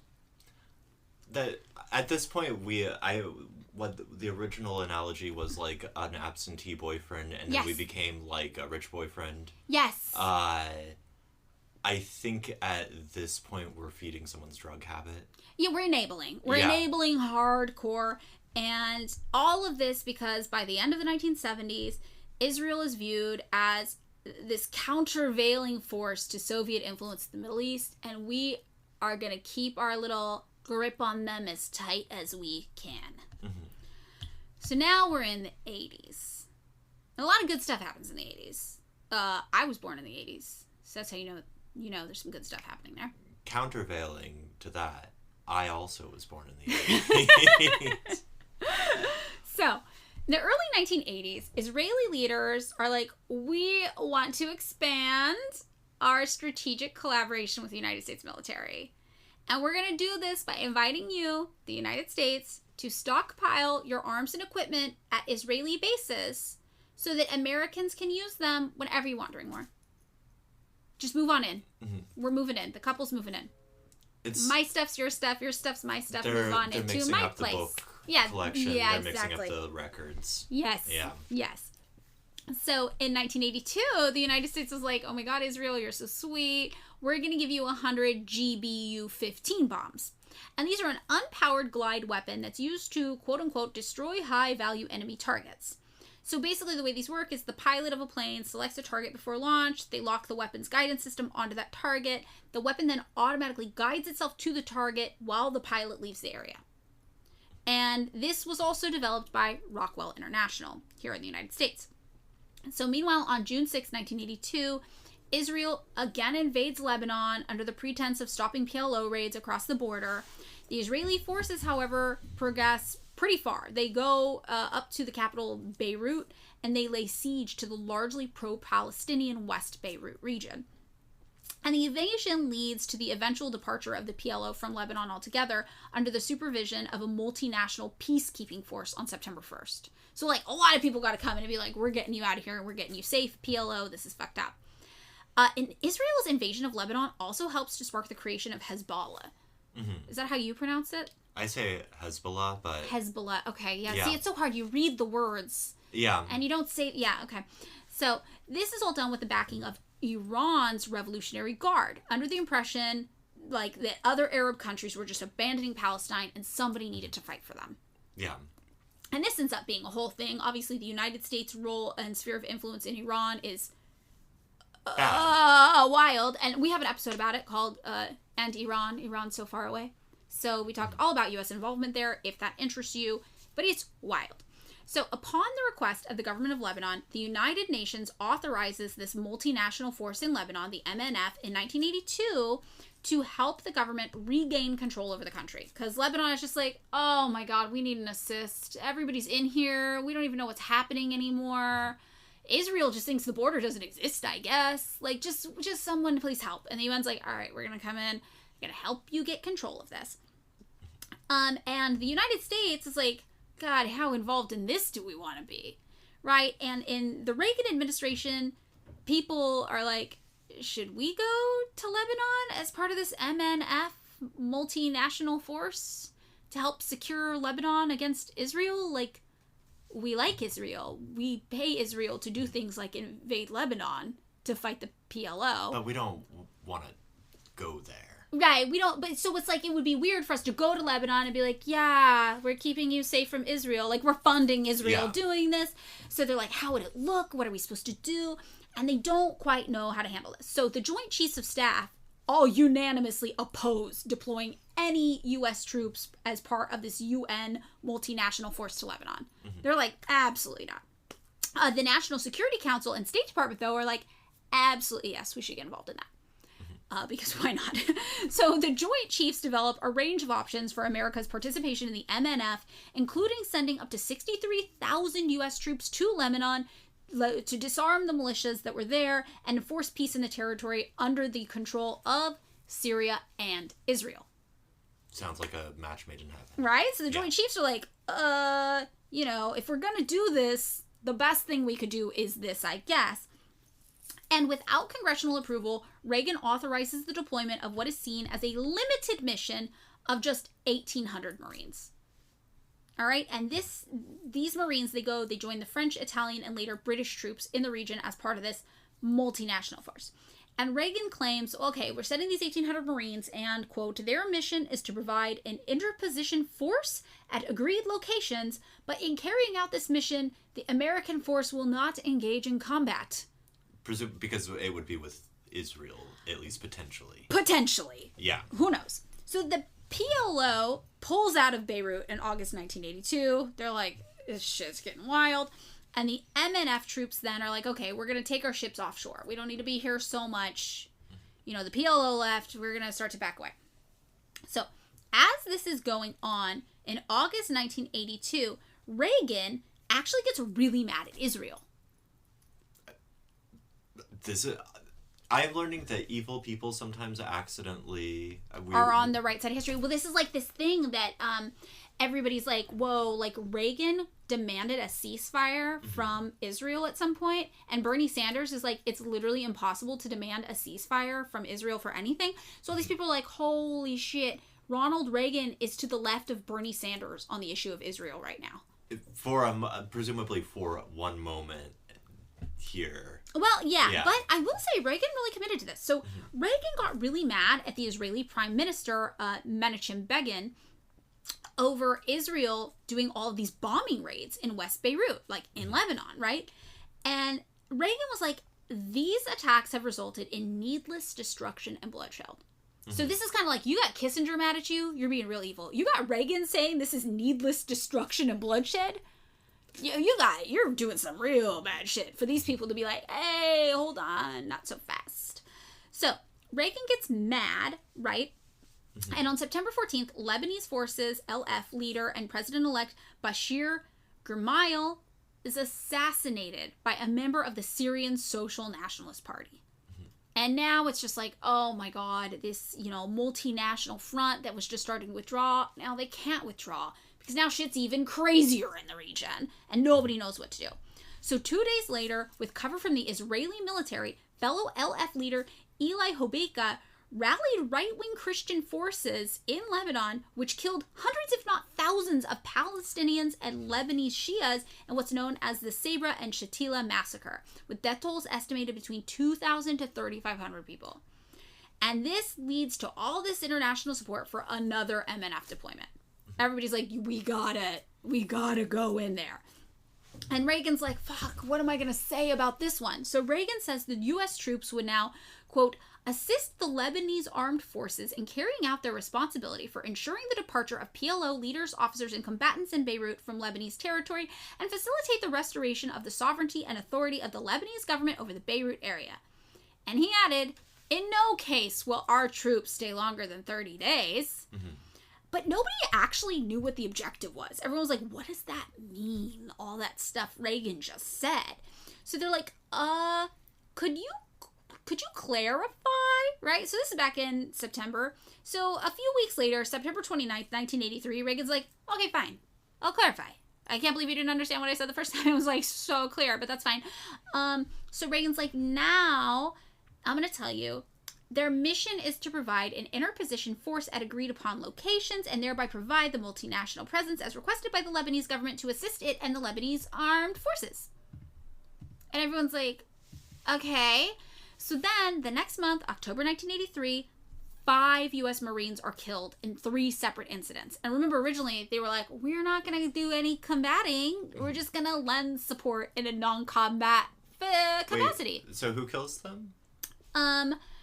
Well, we don't know for sure. Okay. Because there's so much going on. Yeah. But the National Security Advisor, Robert McFarlane, convinces the president to now authorize the USS New Jersey to launch attacks against the Druze militia and the Syrian forces on land. So it's probably Syria? Okay. If we have to guess. And within 1 week, the Hezbollah-linked militants drove 2 truck bombs containing a half a kiloton of explosives into the Marine barracks at the Beirut International Airport, killing 220 Marines and 21 other U.S. service members. Mm-hmm. And this is 1983. We didn't want to get involved. We're in it. We're in it. It's bad. And I remember the 10-year anniversary of this happening. 1993. I remember all of the TVs were talking about this. And I was just like, what? Like, I was a little kid, I was like 7. And I definitely remember seeing the commemorative 10-year things on the news. Just like, what is this? That? Yeah. Mm-hmm. So this is wild because this is a moment where Reagan can go all in and be like, we're fucking going all in. Or Reagan can be like, I'm out. And the Reagan administration thinks about this. And it's like, I don't know, maybe we'll commit. So on the day after the barracks bombing, he reaffirms his commitment. He's like, the reason they must stay there until the situation is under control is quite clear. We have vital interests in Lebanon, and our actions in Lebanon are in the cause of world peace. But then by December 1st, Reagan starts stating, the Marines are in Beirut to demonstrate the strength of our commitment to peace in the Middle East. Their presence is making it possible for reason to triumph over the forces of violence, hatred, and intimidation. And so it seems like, okay, Reagan's like doubling down on it. But then 9 days later, he, on December 10th, tells the United States, once internal stability is established and withdrawal of all foreign forces is assured, the Marines are going to leave. Okay. So he's like, we're going to do it. And then he's like, well, we're kind of going to do it. And then he's like, we're maybe not going to do it so much. Mm-hmm. It sounds like he's essentially negotiating what leaving in a way that doesn't suck looks like, or that doesn't look bad. Yeah, it's an optics thing. And on February 4th, 1984, he actually repeated something that at the time was frequently heard in debates over Afghanistan and other kind of areas of conflict, which was that if the United States withdraws from Lebanon, quote, we'll be sending one signal to terrorists everywhere. They can gain by waging war against innocent people. If we're to be secure in our homes and in the world, we must stand together against those who threaten us. But this is really interesting because you're like, is he just, like, honestly kind of doing the same thing Truman was doing, where Truman was getting bounced around between all these ideas by advisors and was like, I actually don't know what to do. And this is kind of what we see maybe happening with Reagan, because it's like, you're repeating a lot of, like, talking points, you're, like, doubling down on things, you're saying a lot of nothing, and then you're backing up, blah, blah, blah. And the evidence that maybe Reagan was not super committed and not sure what to do comes out 3 days later on February 7th, when Reagan orders the Marines to redeploy their ships offshore, which actually is code for a complete withdrawal. Okay, so he's like, get on the boat. He's like, we're getting the fuck out of here. I don't know what's going on anymore. So this is what happens in the beginning of 1984. Reagan is like, whatever our fucking military interests are in Lebanon, we have lost the plot. We have lost the plot. The PLO's not even there anymore. The Palestinian Liberation's not even there. Israel's still fighting in here for some reason. And this is just a big fucking mess. And we're outie. So, meanwhile, the United States in 1984 begins to stockpile military equipment in Israel. Remember how Israel was like, you can use our stuff if you want, move in. But they're only using single-use armaments that were not allowed to be used by the IDF. So they're like, we're going to deposit some stuff here. Don't touch it. Yeah, it's like we got a drawer in the dresser. That's our drawer. The IDF was like, you can have a drawer. And then we were like, don't touch the stuff in my drawer, though. And the IDF was like, got you. Is Israel's going to touch the stuff? We're actually we're going to tell them they're allowed to use whatever they want. Yeah. Okay. So 1986, a glorious year. The year of my birth. So then Senator Joe Biden. Yep.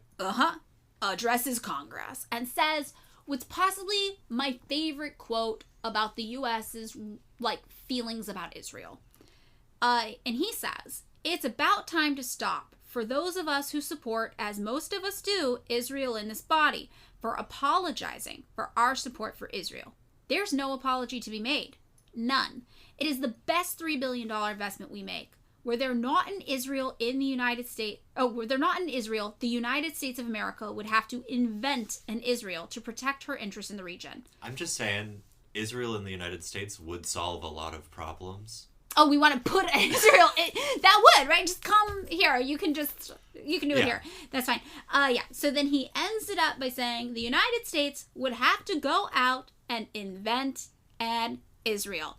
And this to me is just like chef's kiss. This really sums it up.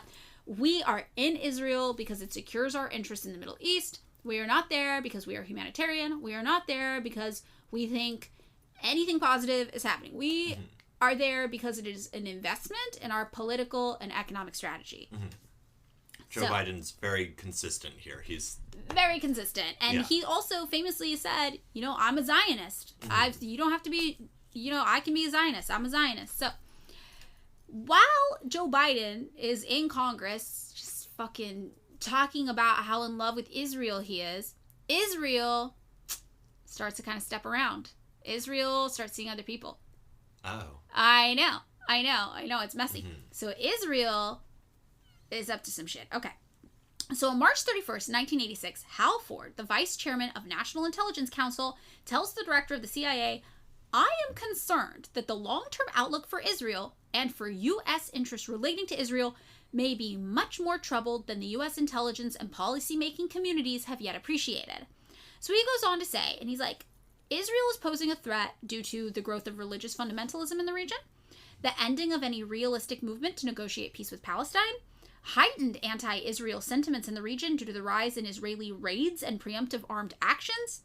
And he says the implications for the U.S. are being tied to a more unstable, vulnerable, and volatile ally, Israel becoming even more dependent on the U.S., and the continued inability of the U.S. to control Israel. And it turns out he is right. The United States does not have a grip on Israel at all. On October 6, 1986, the CIA reports Israel's nuclear stockpile is many times larger than Western intelligence experts have thought, and the country may now be able to produce hydrogen bombs capable of destroying entire cities. In a front-page story, the Sunday Times said Israel has hidden a nuclear warhead factory from spy satellites by burying it beneath a harmless-looking building besides the Dimona nuclear reactor in the Negev desert. The paper said Israel now ranks as the world's sixth most powerful nuclear power after the United States, the Soviet Union, Britain, France, and China. It also said Israel has almost certainly begun manufacturing more powerful thermonuclear weapons with yields big enough to destroy entire cities. The newspaper quoted scientists who calculate that Israel has produced at least 100 and maybe as many as 200 nuclear weapons during the past 20 years. If Israel had produced 200 nuclear weapons, it would have a nuclear arsenal 10 times as large as previously estimated by the CIA. So, Israel's like, yeah, you can have a drawer in our house, but you don't know about our drawer. Yeah, exactly. This isn't even the walk-in closet, babe. This is, you don't even know. I've got a hidden closet behind the spinning wall. And, like, the United States, like, thought Israel might have, like, a nuclear weapon, and Israel's like, haha, don't worry about it, babe. But then the Times printed pictures of the secret warhead factory known as Macon 2, and nuclear scientists scrutinized them and were like, yeah, these are authentic. And the warhead factory is equipped with French plutonium extracting technology. And, you know, all of this was like, oh, shit. Israel, has a lot more going on than we thought. And while all this is happening, the United States is like, I'm sorry, they have how many nuclear weapons? The whole Iran-Contra affair goes on. And guess what? Israel's involved in that too, it turns out. November 1986, Israel is like, yeah, we transferred guns from the United States to Iran. We didn't, like, know that the money from the transaction went to fund the Nicaraguan Contras, though. Is it bad that we're just admitting publicly that we took guns from the United States and gave them to Iran during your little embargo? And it was bad that Israel admitted they did this because, Iran was under an arms embargo and the United States had been trying to use Israel as, like, a covert middleman. And Israel was like, hey, we're doing your guns. We're doing your guns so hard. Oh my God, did that mess you up? Awkward. And the United States is like, what the fuck, Israel? Are you throwing us under the bus on purpose? And the Reagan administration had, hoped to use the sale of the weapons to fund the Contras, who were a right-wing anti-communist militant group in Nicaragua to fight communism in South America. So internal CIA documents also indicate that there were growing sentiments within Israel to reestablish diplomatic ties with Russia. Oh my God. Israel's just getting around. Yeah, Israel in 1986 is like, what if we did everything the United States hated? And the United States is like, are you fucking... So we spent years cultivating this special relationship. And now you're talking to Russia? You're just texting Russia all night? Like, what the fuck? And as if that weren't enough, Israel also gets caught stealing U.S. technology. Reported by the Chicago Tribune, July 10th, 1986, Israel is caught stealing U.S. technology to make secret cluster bombs. Yes. Oh, I thought it was going to be really cute technology, but... No, I know, shocking. And then the following year, in 1987, a spy conspiracy emerges because, of course, why not? American Jonathan J. Pollard, turns out, admits to spying on the U.S. military for Israel. And in 1987, the Washington Post reports, although Israel has repeatedly insisted that the Pollard spy ring was a renegade operation, Pollard said in a memorandum filed in federal court that it is beyond reason to believe that senior Israeli officials were unaware of his spying. Pollard, a former U.S. Navy intelligence analyst who pled guilty to espionage, made the assertions in a 61-page document filed in advance of his March 10th sentencing and faces a maximum penalty of life in prison and a $250,000 fine, according to the Washington Post article. Prosecutors said that the Israelis paid Pollard $2,500 a month, financed European vacations for him and his wife, and promised him $300,000 over 10 more years. Meanwhile, the Palestinian Communist Party joined a seat on the PLO Executive Committee the same year. So the United States is like, Israel stepping out on us. The communists are gaining power in the Palestinian liberation movement. Everyone wants to talk to Russia again. Everything, and Russia, this is 84? This is 87. 87? Not doing so hot. Yeah. So by 1989, the United States is like, we've got to get a control on this Israel situation. What do? They're like, we should try being even nicer to them. Bribe them. We're going to be so nice. I kept thinking, like, this is the deal. Israel's like, let's see what we can get away with. Oh, yeah. I bet you they'll just give us more shit. Right. Yeah. So, the United States is like, Israel, come back to us. We're going to be so much better to you. We're going to give you even more stuff. And the George H.W. Bush administration alters the terms of that stockpile arrangement, the drawer that we're allowed to fill up with stuff in Israel's house, to provide Israel access to our drawer whenever they want. For emergencies, it's like giving somebody a credit card and be like, for emergencies only, you can use my credit card. So Israel has already proved itself to be very capable of finding emergencies. Yes, they will invent emergencies, yes. And they will tell everybody it's an emergency. Even when people are like, I really don't think this is an emergency, they're like, no, it's urgent. We are fucking under attack. Yeah. Yeah. So, also during this time, it was kind of important for the U.S. to, like, double down on being sweet to Israel because the United States was trying to sell Saudi Arabia some tanks. And they were like, God, if Israel isn't okay with us selling Saudi Arabia tanks, this is going to be an issue. So we got to be so nice to them they don't even care that Saudi Arabia is getting a bunch of tanks. Yeah. Because Saudi Arabia doesn't love Israel. No. In 89. 89. Yeah. Okay. So now we're up to the 90s. And this is something you touched on earlier, 1993 and 1995, the Oslo Accords. And this is like the first attempt at a Palestinian-Israeli peace agreement. Yeah. I mean, there have been some other attempts, but, you know, the thing about these peace agreements is, like, the deal is never fair for Palestine. Yeah, this is, I mean, right, you know, it is often said that Palestine continues to reject a two-state solution, and then you kind of look at the terms and you're like, oh, yeah, it's always shit like, you cannot control your own border, and you get no military. Yeah. And also, you just get these two weird places, and there's no way to get between them. Yeah. Teehee. And then it's like, who would fucking say yes to that? What? This is wild. So, 1993 and 1995, the Oslo Accords. And this does lead to the formation of the Palestinian Authority as an administrative body that's supposed to govern Palestinian internal security, as well as administration and civilian affairs for a 5-year interim period.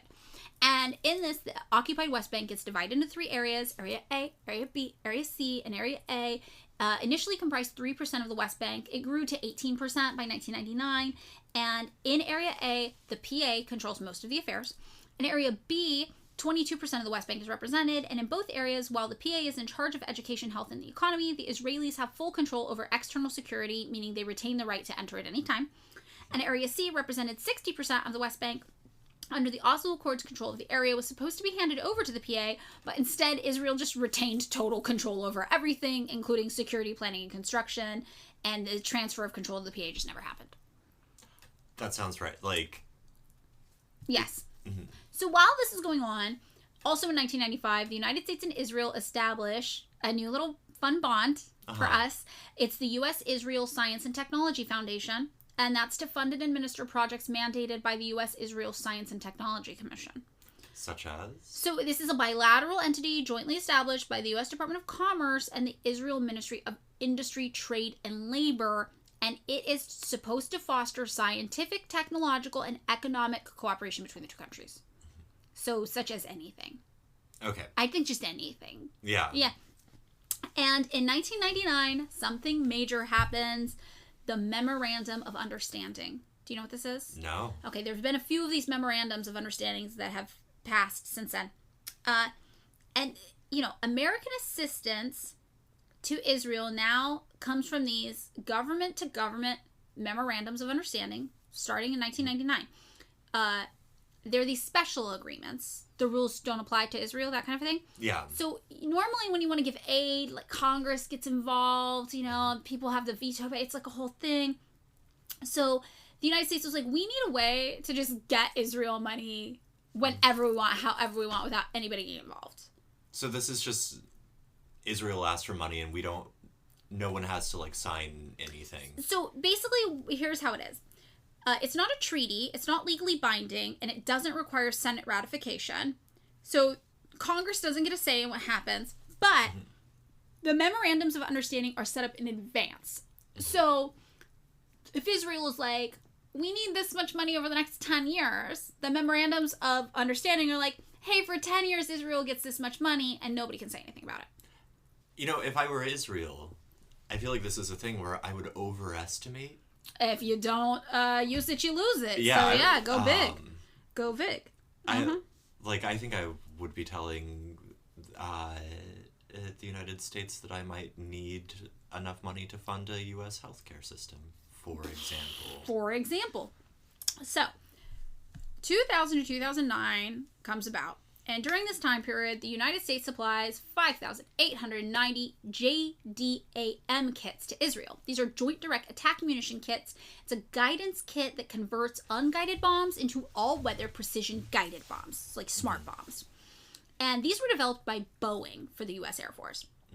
We also supplied 500 paveway laser-guided bombs and 150 GBU-28 bombs, which is also a laser-guided bunker-busting bomb designed to penetrate, like, hardened earth and, like, hardened surfaces. Both were developed by, you will never guess, Texas Instruments. The calculator people? I literally wrote the calculator people. Yes, the calculator people! And manufactured by none other than Raytheon. Okay, do you mind if we put a pin in the fact that, like, the Al Jazeera article I sent you today made what I think is a significant point about the fact that smart bombs are not so smart. No.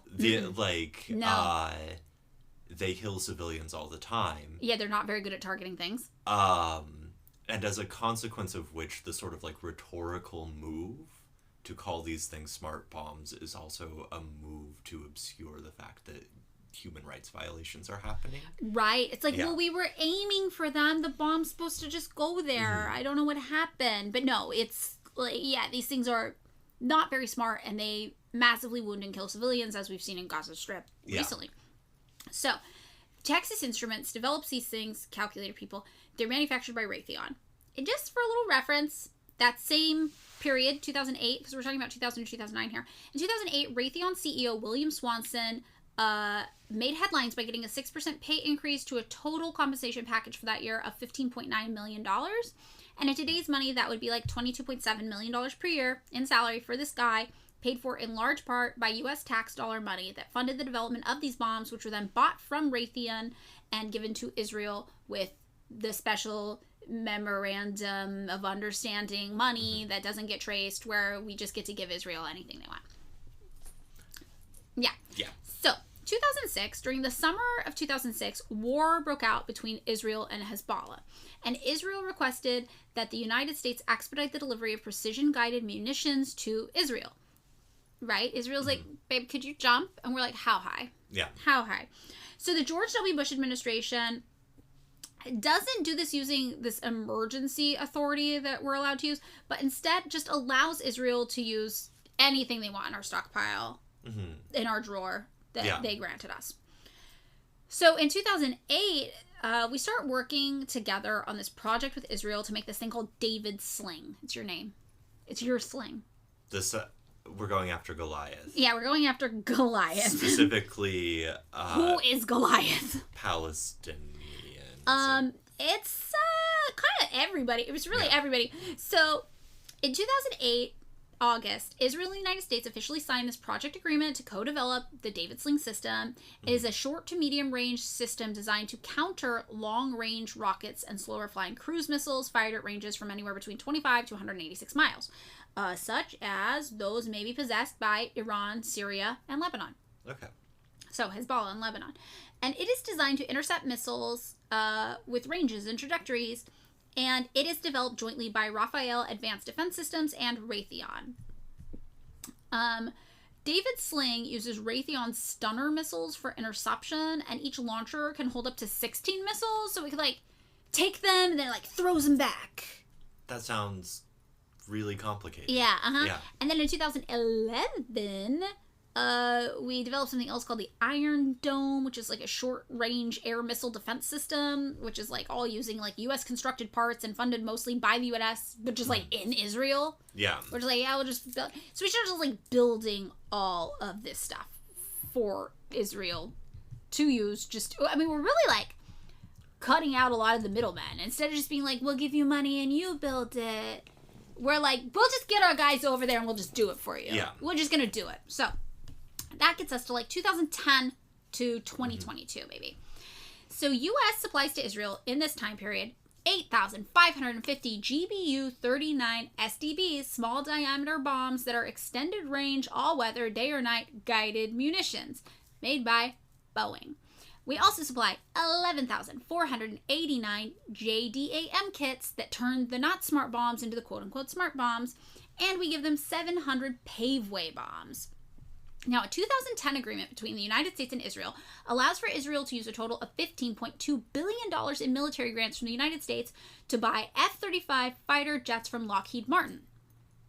Okay. Yeah, and whenever I hear the Lockheed Martin thing, I think about that Lockheed, Martin Marietta, that song. It's, Fugazi, maybe? Yeah. Yeah, about the merger of Lockheed Martin and Marietta weapons companies. Okay, anyway, it's a banger song. Yeah. So, 2013, then Vice President Joe Biden describes the U.S.'s support of Israel by saying, it's not only a long-standing moral commitment, it's a strategic commitment. An independent Israel, secure in its own borders, recognized by the world, is in the practical strategic interest of the United States of America. I used to say, if there were no Israel, we'd have to invent one. So he's consistent. He's very consistent. I don't appreciate what he's consistent about, but I do appreciate that he is both honest. Yeah. And unapologetically so. Yeah. You know, they always say, when someone shows you who they are, believe them. I think we have been believing him. We have been shown and have been believing exactly the kind of man Joe Biden is. In July 2014, during Israeli military operations against Hamas in the Gaza Strip, the Defense Department permitted Israel to draw again from the U.S. stockpile to replenish 120 millimeter tank rounds and 40 millimeter illumination rounds fired from grenade launchers. So we know point blank that the weapons Israel used against the Gaza Strip in 2014 were not even like the United States like sold them the weapons or we gave them the, they were literally our weapons we own. We were like, yeah, take our shit, go shoot those people, to go kill them, have fun, have a blast, no pun intended. And 2 years later in 2016 we passed another memorandum of understanding. How much? Oh wait, I'm sorry, there's no amount. Well, there is an amount because they get to request it and then we just type it up. So this is under Obama's leadership, and I'll tell you, nobody is more proud, I guess is the word, of their support for Israel than the Obama administration was. These people were just like, we supported Israel hard. I have to say, Netanyahu was dragging Obama pretty hard at the time. Do you remember this? Yes. This was the thing where they were like, we hate this guy totally sucks. Yes, even though Obama did not like Netanyahu's leadership. He was still like, what are we going to do, not support Israel? Come on, be real. Of course we're going to support Israel. So, they passed a 10-year security assistance memorandum of understanding to Israel, which supported updating the Israeli aircraft fleet and maintaining Israel's missile defense system at $38 billion, which is like $3.8 billion per year, just in this memorandum of understanding. And it also committed $500 million in missile defense funding and $3.3 billion in other military funding every year from 2009 all the way up to 2028. It was the third memorandum of understanding, following two signed during the George W. Bush and Clinton administrations. It also, like, the Obama administration would very, very proudly and vocally talk about how much they were giving to Israel specifically. And they said that the Obama administration gave $8.5 million in funding to Israel every single day in total. They're bragging about it. They're bragging about it. They're like, we're giving these people $8.5 million a day. And you're like, could we have $8.5 million a day to support our failing infrastructure and maybe pay for healthcare and give homeless people homes? And they're like, shut up, poors. Yeah. No, nobody can afford that, you fucking idiots. So in addition to military funding, the Obama administration also signed the U.S.-Israel Strategic Partnership Act, which authorized $3 million to be spent on research pilot programs between Israeli government agencies and the U.S. Department of Homeland Security. They also authorized the Department of Defense's Chemical Biological Defense Response Units to work with the IDF to provide equipment and training, and authorized the Department of Defense to sell or provide free of charge millions of dollars worth of U.S. excess defense articles to the IDF. supporting their needs for spare parts, weapons, and simulators to maintain their current fleets. So this is, they're doing what they do to cops in the United States. They're like, oh my god, we have all of this military surplus stuff. You could totally have that too. Yeah, just take it. We spent taxpayer money to buy the shit from Raytheon, and that guy got to take the money and be like, record profits Raytheon, I get a raise, haha. And then we didn't keep track of the money, because why would we do that? We don't know how much exactly, but like a lot. Yeah. And then it turns out it was all kind of broken and weird, and we don't use it. So you can just like have it for parts. And this is your donor car for your tank. Exactly. They also allocated more than $47 million on research and development task plans for tunnel detection and mapping technologies. Mm-hmm. Now, in 2021, there were some Israeli attacks on Palestine, right?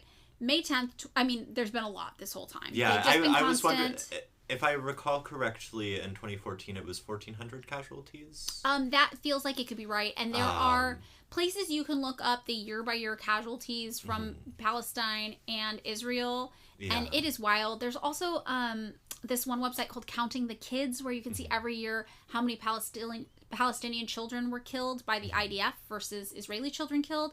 And it is one of the most harrowing, disturbing things I've ever seen in my life. Yeah. So the attacks on Palestine have been constant. They've been going on. But, we're here to talk specifically about the United States' role in Israel. And the reason why these ones are important is because we know for certain that at least 2 of these attacks used American weapons. Mm-hmm. So, May 10th, 2021, Beit Hanun, an Israeli-guided missile, struck 4 houses of the al-Masri family, killing 8 civilians, including 6 children. May 15th, the Al-Shati refugee camp. A guided bomb destroyed a 3-story building in the Al-Shati refugee camp, killing 10 civilians, 2 women and 8 children from 2 related families.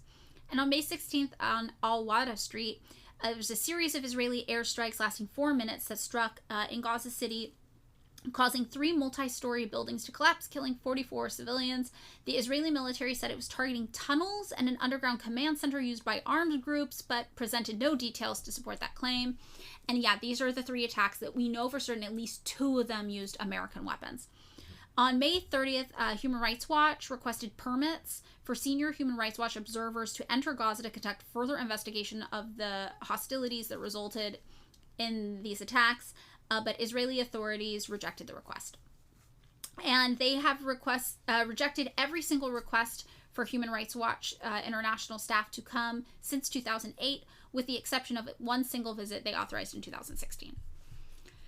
So, in 2022, May, a prominent Al Jazeera journalist, Shireen Abu Akleh, who was a U.S. citizen, was killed by a gunshot to the head, to the face, in the area of Jenin, where Israeli security forces were trading fire with Palestinians. Do you remember this, David? I do. Yeah, this was major, because she was a U.S. citizen, and she was a journalist, and killing journalists is a war crime, and Israel has done a lot of that, and recently we have even seen Israel proudly say that they are targeting journalists and photographers to kill them. Yeah. Which is wild. So her death triggered an international outcry, and also, we saw images and videos afterward of the IDF disrupting her funeral in East Jerusalem, attacking people who were carrying her casket. It's really, really brutal watching the videos of the funeral, too. And the U.S. State Department called for an immediate and thorough investigation into her murder. So in July 2022, the State Department issued a statement that said the U.S. Security Coordinator for Israel and the Palestinian Authority oversaw an independent process summarizing Israeli and PA investigations, that's the Palestinian Authority. They concluded that Israeli gunfire killed Abu Akleh, but found no reason to believe it was intentional, is what they said. After conducting an internal investigation, the IDF said in September 2022 that there was a high possibility that she was accidentally hit by IDF gunfire, and that brought about additional public criticism from PA officials and Abu Akleh's family members, who were like, this shooting was clearly not accidental, like you were targeting journalists because you don't want them talking about what you're doing in Palestine. And in November 2022, media reports said that the FBI had opened an investigation into Abu Akleh's death. In December of 2022, 8 senators wrote a letter to the U.S. Department of Justice demanding that the U.S. government's investigations into the IDF on the matter of her murder be closed immediately. So in fall 2022, Haaretz reported that staff at the U.S. Embassy in Jerusalem were preparing an internal report on the IDF's Netza Yehuda battalion to determine if some of its soldiers committed violations while serving in the West Bank. And as of January 2023, the IDF reportedly conducted its own investigation of the unit and dismissed or reassigned several commanders while transferring the entire battalion from the West Bank to Golan Heights. And the assumption there is that the IDF is trying to say it was somebody in their battalion, who did it. Oh, okay. Yeah. Mm-hmm. So that gets us to 2023. According to the International Institute for Strategic Studies, Military Balance 2023, Israel's Air Force currently has 339 American-made fighter jets, which carry a variety of bombs, including the JDAMs we talked about earlier, these things called MK-81s, MK-82s, and MK-84s. The lattest of which, the MK-84, is a 2,000-pound bomb. Okay. So in October 2023, within the first week of the war, the Biden administration sent 1,800 Joint Direct Attack munitions. Those are the JDAM kits, small diameter bombs, and other munitions to Israel. And most of the bombs Israel has dropped on Gaza since October 7th belong to the United States-designed MK-80 family. Those ones I referenced, the MK-81, the MK-82, the MK-84. And that also includes those JDAM, paveway, blah, blah, blah, small diameter bombs that we've been supplying Israel for years, too. So these are the bombs that are made by Raytheon and Boeing. And today, Raytheon CEO Gregory Hayes got a raise of 3.7% last year to a total compensation package of $22.61 million per year. So pretty consistent, keeping up with inflation. This is how much the CEOs of Raytheon are earning. And Boeing CEO David Calhoun reportedly earned $22.5 million last year. So this is where our money is going. And the New York Times and The Guardian reported that some of those 2,000-pound bombs, like the MK-84, those were used to bomb the Jabalia refugee camp on October 31st. So for reference, a 500-pound blast will severely damage, injure, or kill everything or anyone within 20 meters or 65 feet.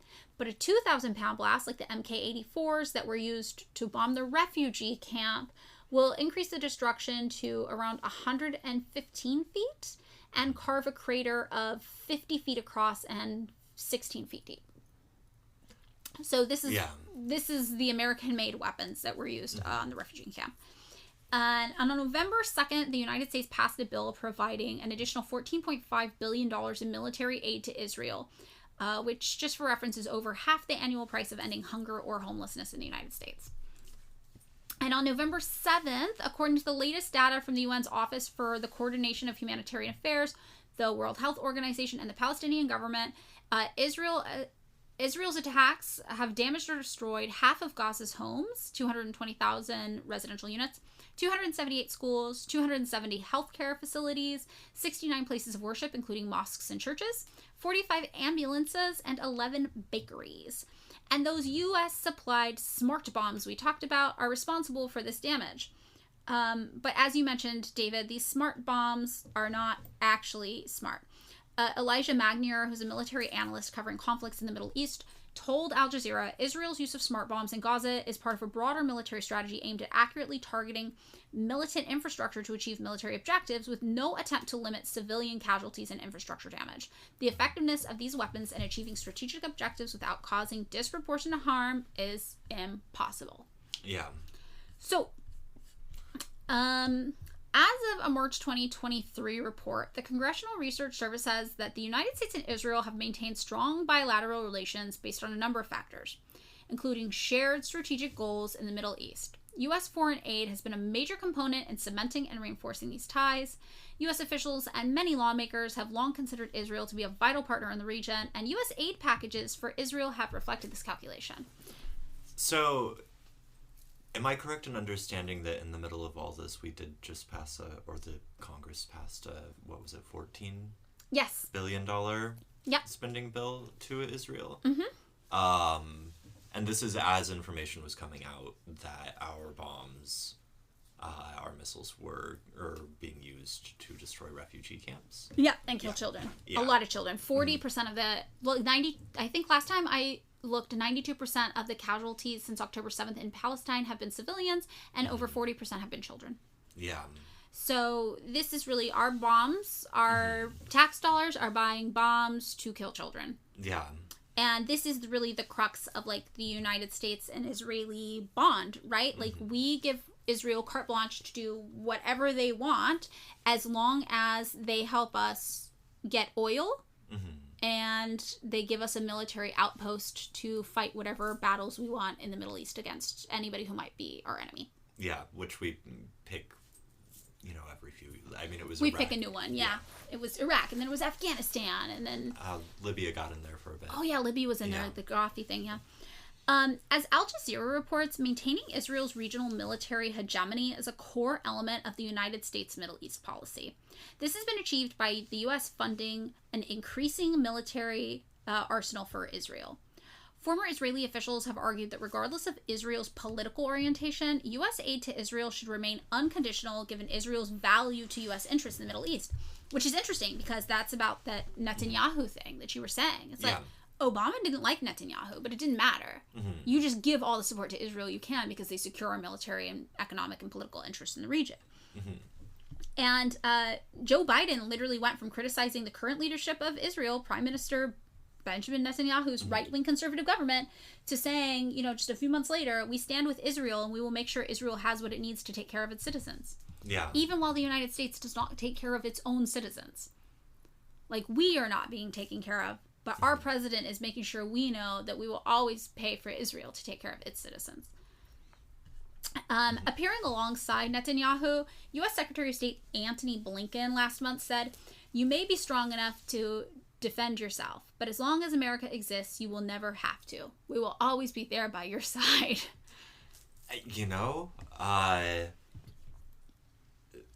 We're a great boyfriend now, I guess. Yeah, we're a very loyal boyfriend now. Even though Israel is not. But yeah, so, like, the way that analysts talk about this is, like, Israel is in the American camp. There's no ifs, ands, or buts, and we don't even have to worry about it. And, like, of course, Secretary Blinken's over there. It's to show solidarity. Like, that's our partner in the Middle East. And the U.S. State Department says Israel is a great partner to the United States, and Israel has no greater friend than the United States. Americans and Israelis are united by our shared commitment to democracy, economic prosperity, and regional security. And they're really heavy on the economic prosperity there, I think. Mm-hmm. The unbreakable bond between our two countries has never been stronger. So the question is, why? What is actually being exchanged here? So the first thing is obviously money and power. For Israel, today the World Power Index ranks Israel's military and economy as the 10th most powerful in the world. In addition, Michael Hanna, who's the U.S. Director for the International Crisis Group, says the relationship has played a huge part in the advancement and sophistication of the Israeli armed forces. Israel's relationship to the U.S. is also unique in the region in that it's demonstrated in the U.S.'s commitment to maintain Israel's qualitative military edge, which is aimed to guarantee that Israel remains militarily superior to any other regional military. And what the USA gets in return... Well, Washington got was effectively a U.S. military outpost in what American military strategists thought was the most important region in the world. Instead of spending an estimated $125 billion to secure an interest in the region through U.S. military expenses, the U.S. could just finance at an initial cost of $106 million per year early on, Israel's ability to do all of that on its own, and we could just tap into access whenever it was convenient. So in exchange, the United States received intelligence services in the region, troops trained and familiar with the territory and ideologically committed to defending capitalism in the area, all the weapons they would ever need stored there in the Middle East, and no need to convince the U.S. public for a military incursion or to deploy the U.S. military thousands of miles away, because the IDF could just be the U.S.'s proxy army in the Middle East. There's also the exchange of capital for private business. Joel Bennon, who's the professor of Middle East history at Stanford University, says the military-industrial surveillance complexes of both countries are very tightly intertwined. American capacities are now, to some extent, dependent on Israel. So billions of dollars the United States sends to Israel just wind up coming back to our military-industrial complex, like the purchase of those Raytheon-made American bombs. And Raytheon is the world's second largest weapons company. It's just based in a suburb of Boston right here. Mm-hmm. And Israel spends a significant portion of the billions of U.S. dollars in military aid that we provide each year on Raytheon weaponry. Like, Israel has used Raytheon's missiles and bombs repeatedly in its attacks on densely populated areas in Palestine. In 2008 to 2009, for example, Israel used F-16 aircraft armed with Raytheon missiles in an aerial assault on Gaza called Operation Operation Cast Lead, in which Israel killed 1,383 Palestinians and injured 5,300. And following this murderous aerial bombing campaign, Amnesty International found fragments of a 500-pound bomb with Raytheon markings amongst the rubble in Gaza. The Israeli military also used F-16 fighter jets armed with Raytheon missiles in 2014 during Operation Protective Edge. And the Israeli Navy uses Raytheon phalanx weapon systems to enforce an ongoing naval blockade of the Gaza Strip, which, because, you know, one side of the Gaza Strip's against the water, but there's a naval blockade. So there's, like, you can't leave, you can't access supplies, there's an embargo. That's right. I think I've read reports that some fishing boats have been targeted in the recent... Yes, that's true. There were people posting to social media like, thank God we have fishing boats so we can eat, because the refugees in Gaza were not able to secure food, and then Israel bombed the fishing boats. Yeah. Yes. So that naval blockade of the Gaza Strip is how Israel deprives Gaza's nearly 2 million residents of materials needed to construct and maintain basic humanitarian civilian infrastructure, like water purification or functioning sewage systems. And the water thing's major. People in Gaza are constantly struggling to get access to clean water because anything that could be used to purify water is so heavily controlled by Israel. And Raytheon received over $26 billion through the U.S. Department of Defense contracts in the year 2020 alone, which made it the second largest recipient of money from the DoD contracts that year. Raytheon also openly acknowledges that they think military escalation worldwide is good for business. In January 2022, Raytheon CEO Greg Hayes was asked how Raytheon views rising tensions worldwide, and he replied by saying, "We are seeing, I would say, opportunities for international sales." War is a growth opportunity. War is a growth opportunity. So our countries purchase bombs and weapons, in part with taxpayer money, from private companies like Raytheon and Boeing, causing their CEOs to rake in millions of dollars per year, and then in turn, give those weapons to Israel, utilizing government grant programs. American business is bolstered, and as long as Israel has a military objective in sight and wants weapons, we'll be there to give them to him. And we have, what was the special agreement? Is that what it was called? Oh, yeah, we have the special relationship, then we have it's like the M something. Where we just, we essentially fill out the check but leave the amount blank. Yeah, and they get to tell us what they want. Exactly.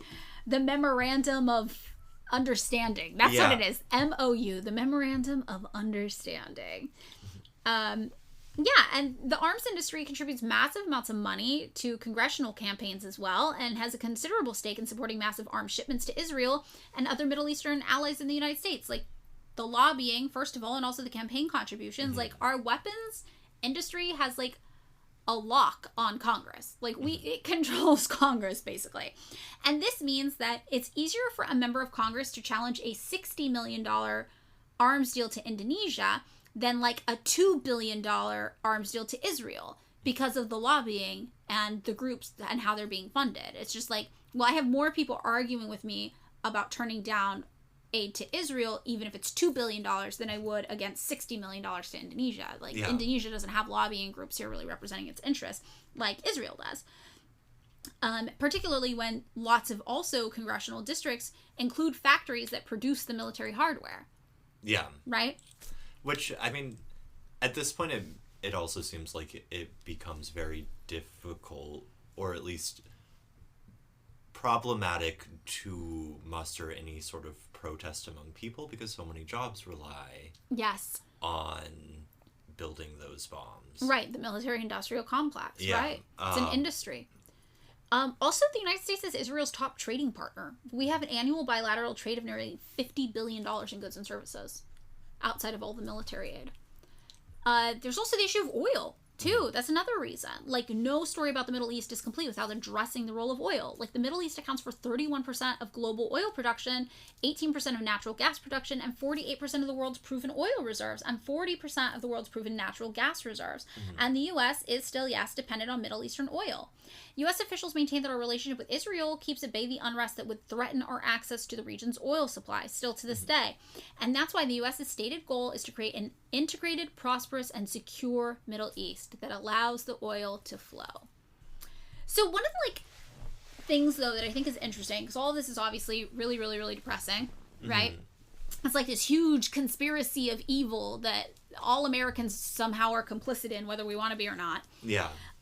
Is that I feel like public opinion is finally starting to shift on just like unilateral support for Israel and letting Israel do whatever it wants. Yeah, there's no more. I mean, I think I said earlier that you seem to locate it in generational divide, and it does seem like young people are more likely to be skeptical of Israel's claims to our support. Claims to U.S. support. Yeah, I think part of it is probably just because like Israel is getting so bad at the propaganda. Yeah, which is, I mean, you know, I said elsewhere that a lot of the propaganda seems so cynical and so like. And it's cartoonish. It's not believable. Yeah, I mean, a part of me you know, as I was listening to you talk, I was thinking of all the instances in which Israel was sort of like, let's see what we can get away with. Yeah. And a part of me feels like the propaganda is just that, where it's just like, it doesn't fucking matter. It doesn't matter what we say. The support's always going to be there. There's like, so right, there's this sort of popular resistance among most of the people I know, though obviously my friend group might be a little bit skewed, to continued support for Israel. Mm-hmm. But I don't know. I mean, you and I went to protests in 2003. Yes. That at the time were globally called some of the largest protests in history. Yeah, that's true. Against the Iraq War. And, like, you know, I have to hope that something would be different this time.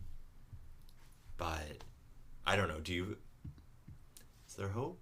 I mean, I think there is. I think there is a hope. I mean, it was hard because we did go to those protests and they were massive. And I remember thinking at the time, like, oh, this will really change something. These protests are huge. Yeah. And it didn't change anything. Mm-hmm. And it's like there's this thing where it's like you can protest. Protest is supposed to be a threat. And, like, the United States government calls our bluff at every protest. Yeah.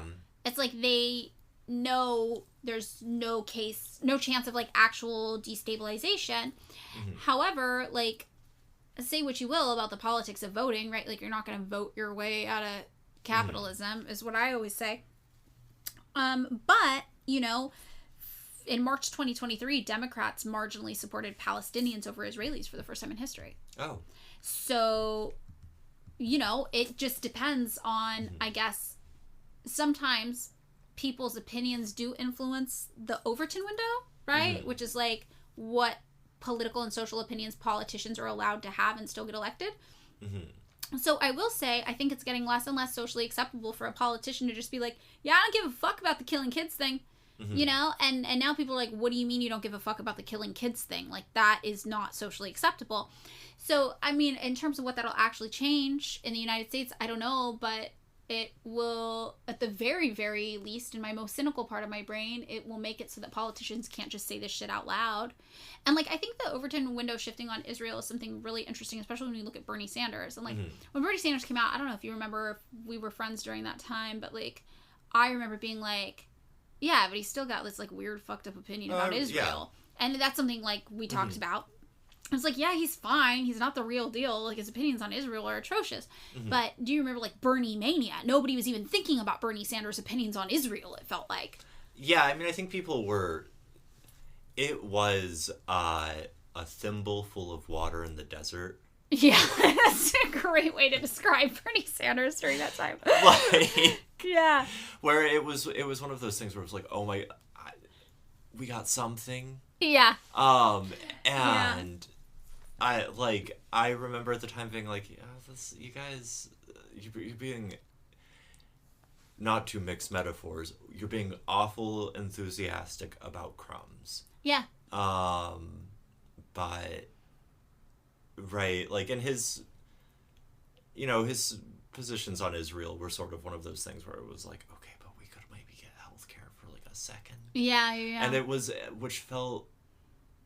pathetic to... But that's like electoral politics. Yeah. It's always pathetic. You're always compromising something major. And I think, like, now, at least, when I go on Twitter, everybody is dragging Bernie Sanders to filth over his policies on Israel. And I'm like, okay, that feels like progress. And, like, historically, unconditional support for Israel had been popular in the U.S., and arguably due to anti-Semitism left over from World War II, which was where white nationalists didn't want to welcome in Jewish refugees to our own country.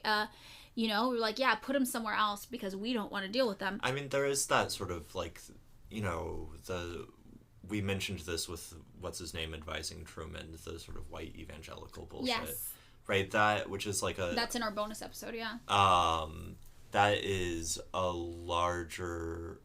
I mean, that's like a section of the American people. Yeah. I was saying to someone the other day that I you know, having gone to an evangelical school and having watched that, like, the ideology is really bizarre. It's really out of its mind, or, like, you know, the evangelical world about Israel is really out of its mind.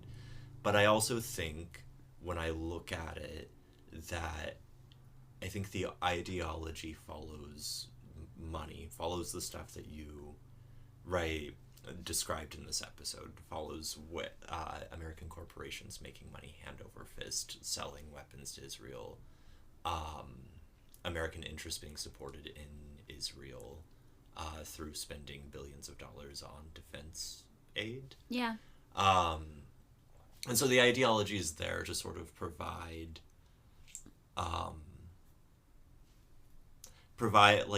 like a justification for something that on its face looks so absurd. I think that's something that we're starting to see, though, because people are starting to argue that maybe the benefits of the United States relationship with Israel don't justify, like, the moral price, obviously, but also, like, the literal price tag. Like, Stephen Walt, who's a professor of international affairs at Harvard Kennedy School, wrote in 2021 that the decades of brutal Israeli control have demolished the moral case for unconditional U.S. support. But now you have people starting to look at, like, well, financially, is this actually worth it to us?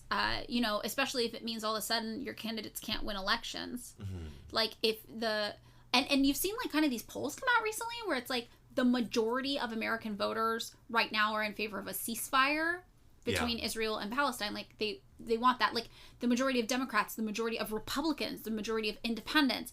However, like, 6 people in Congress supported a ceasefire, and that's it. Yeah. And you have all of these congressional staffers being like, never in my life have I seen such a disconnect between what American voters want and what Congress wants. And I think that's pretty major because, you know, if people do get outraged enough, somebody's going to start to care about how it affects their bottom line. And that's just, like, how capitalism works. The only thing people listen to is, like, the economic incentive. And at a certain point, you wonder, like, what amount is the dollar cost no longer worth it for capitalists to support the unconditional genocidal war machine that is Israel?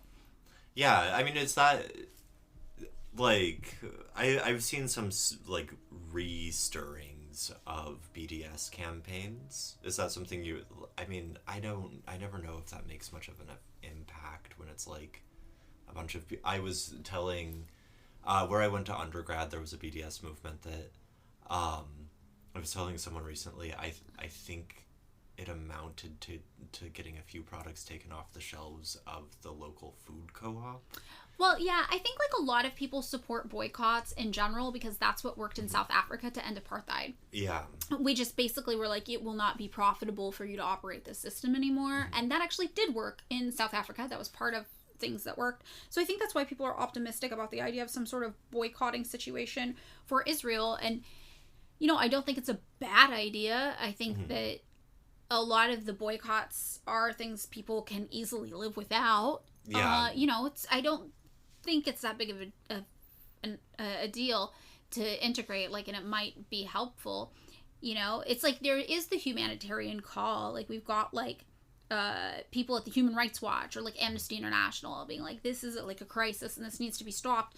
So that does kind of speak to people's, like, personal moral compass, right? Like, how do you sit by and idly support ethnic cleansing or a genocide? Like, people are starting to realize that's what it is and call it by that name. And you have all these scholars coming out being like, yes, this is literally a genocide. Like, I study genocide. This is a genocide. And it's just, like, getting harder and harder to ignore the moral implications.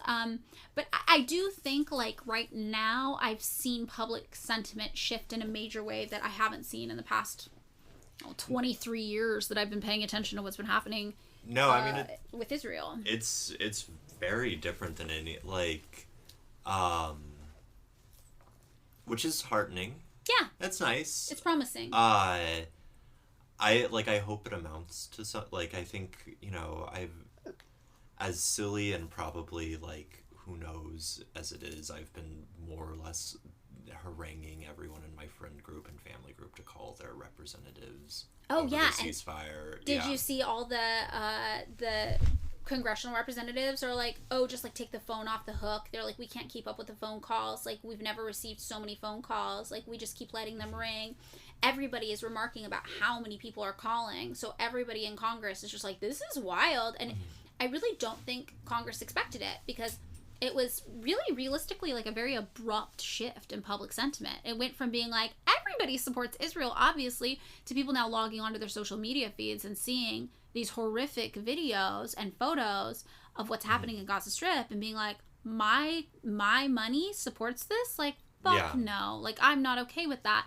So I do think maybe it is changing. And I feel like, you know, there's that, like, saying where it's like, nothing happens for years and everything happens in a single day or whatever it is. Like, I can't remember the exact phrase.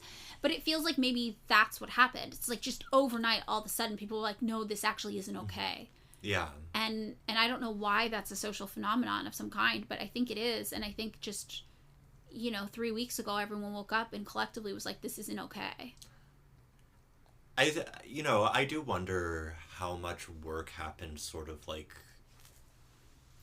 in terms of like small scale education in a really diffuse way over decades, in terms of people learning about this. This was something a few years before I went to the college that I went to for undergrad. A young woman was killed, I think, in the West Bank there, who was an Evergreen student. Was she the one who tried to save the house from being demolished and was run over by the tractor? Rachel Corey. Yes. And there is still, I think, there's still, or was the last time I was there was still a memorial to her on a mural on the side of a building. And it was just commonly known around Olympia that this was like, this was a tragedy that had happened. Yeah. With the support of this giant war machine and in service of this war machine. Right. And so it seems like those sort of like smaller scale or like more incremental things have been sort of like pushing their way along, like little by like over years. Yeah. Right. Like work by activists has happened over years, and it's just with this crisis now, it's beginning to like. It's like manifesting. It's like the seeds were planted and now it's growing. Yeah. Into like dissent and anger and rage. I could see that for sure. Yeah. Well, David, do you have anything else you want to add to our episode about Israel and the United States? I had discussed with you posting a link to a website for resources for people. I can do that when I get home. Yeah, that would be great. We'll share a resource where you can call and harass your congressional representatives and make them so angry that they don't understand why the phones don't stop ringing. And maybe they'll just say, I guess they'll take the phones off the hook, but keep calling. Yeah, keep calling. Yeah, we will share that in the episode description. And if you want to hear, again, anything else about what happened leading up to May 1948, we are trying this new system where we have even more info, like a whole extra episode on our Patreon about the same topic, since the episodes were starting to get pretty long. They're starting to get 3 hours long, so hopefully you get a 2-hour regular and a 1-hour bonus. And thanks you guys for sticking around during our transition phase. I think that you will like having David here. I hope. I think so. You're likable. You're a likable guy. All evidence to the contrary. All right. Have a good night. Okay, that's the episode. Thanks so much for listening to another episode of Pick Me Up, I'm Scared. If you would like to join us on Patreon, you can find us there at patreon.com/pickmeupimscared. For $3 a month, you can access bonus content there. But if $3 a month is too much for you to spend right now, we totally get it, and we're just happy you're here. As always, you can find the sources for this week's episode just by scrolling down a bit in the description.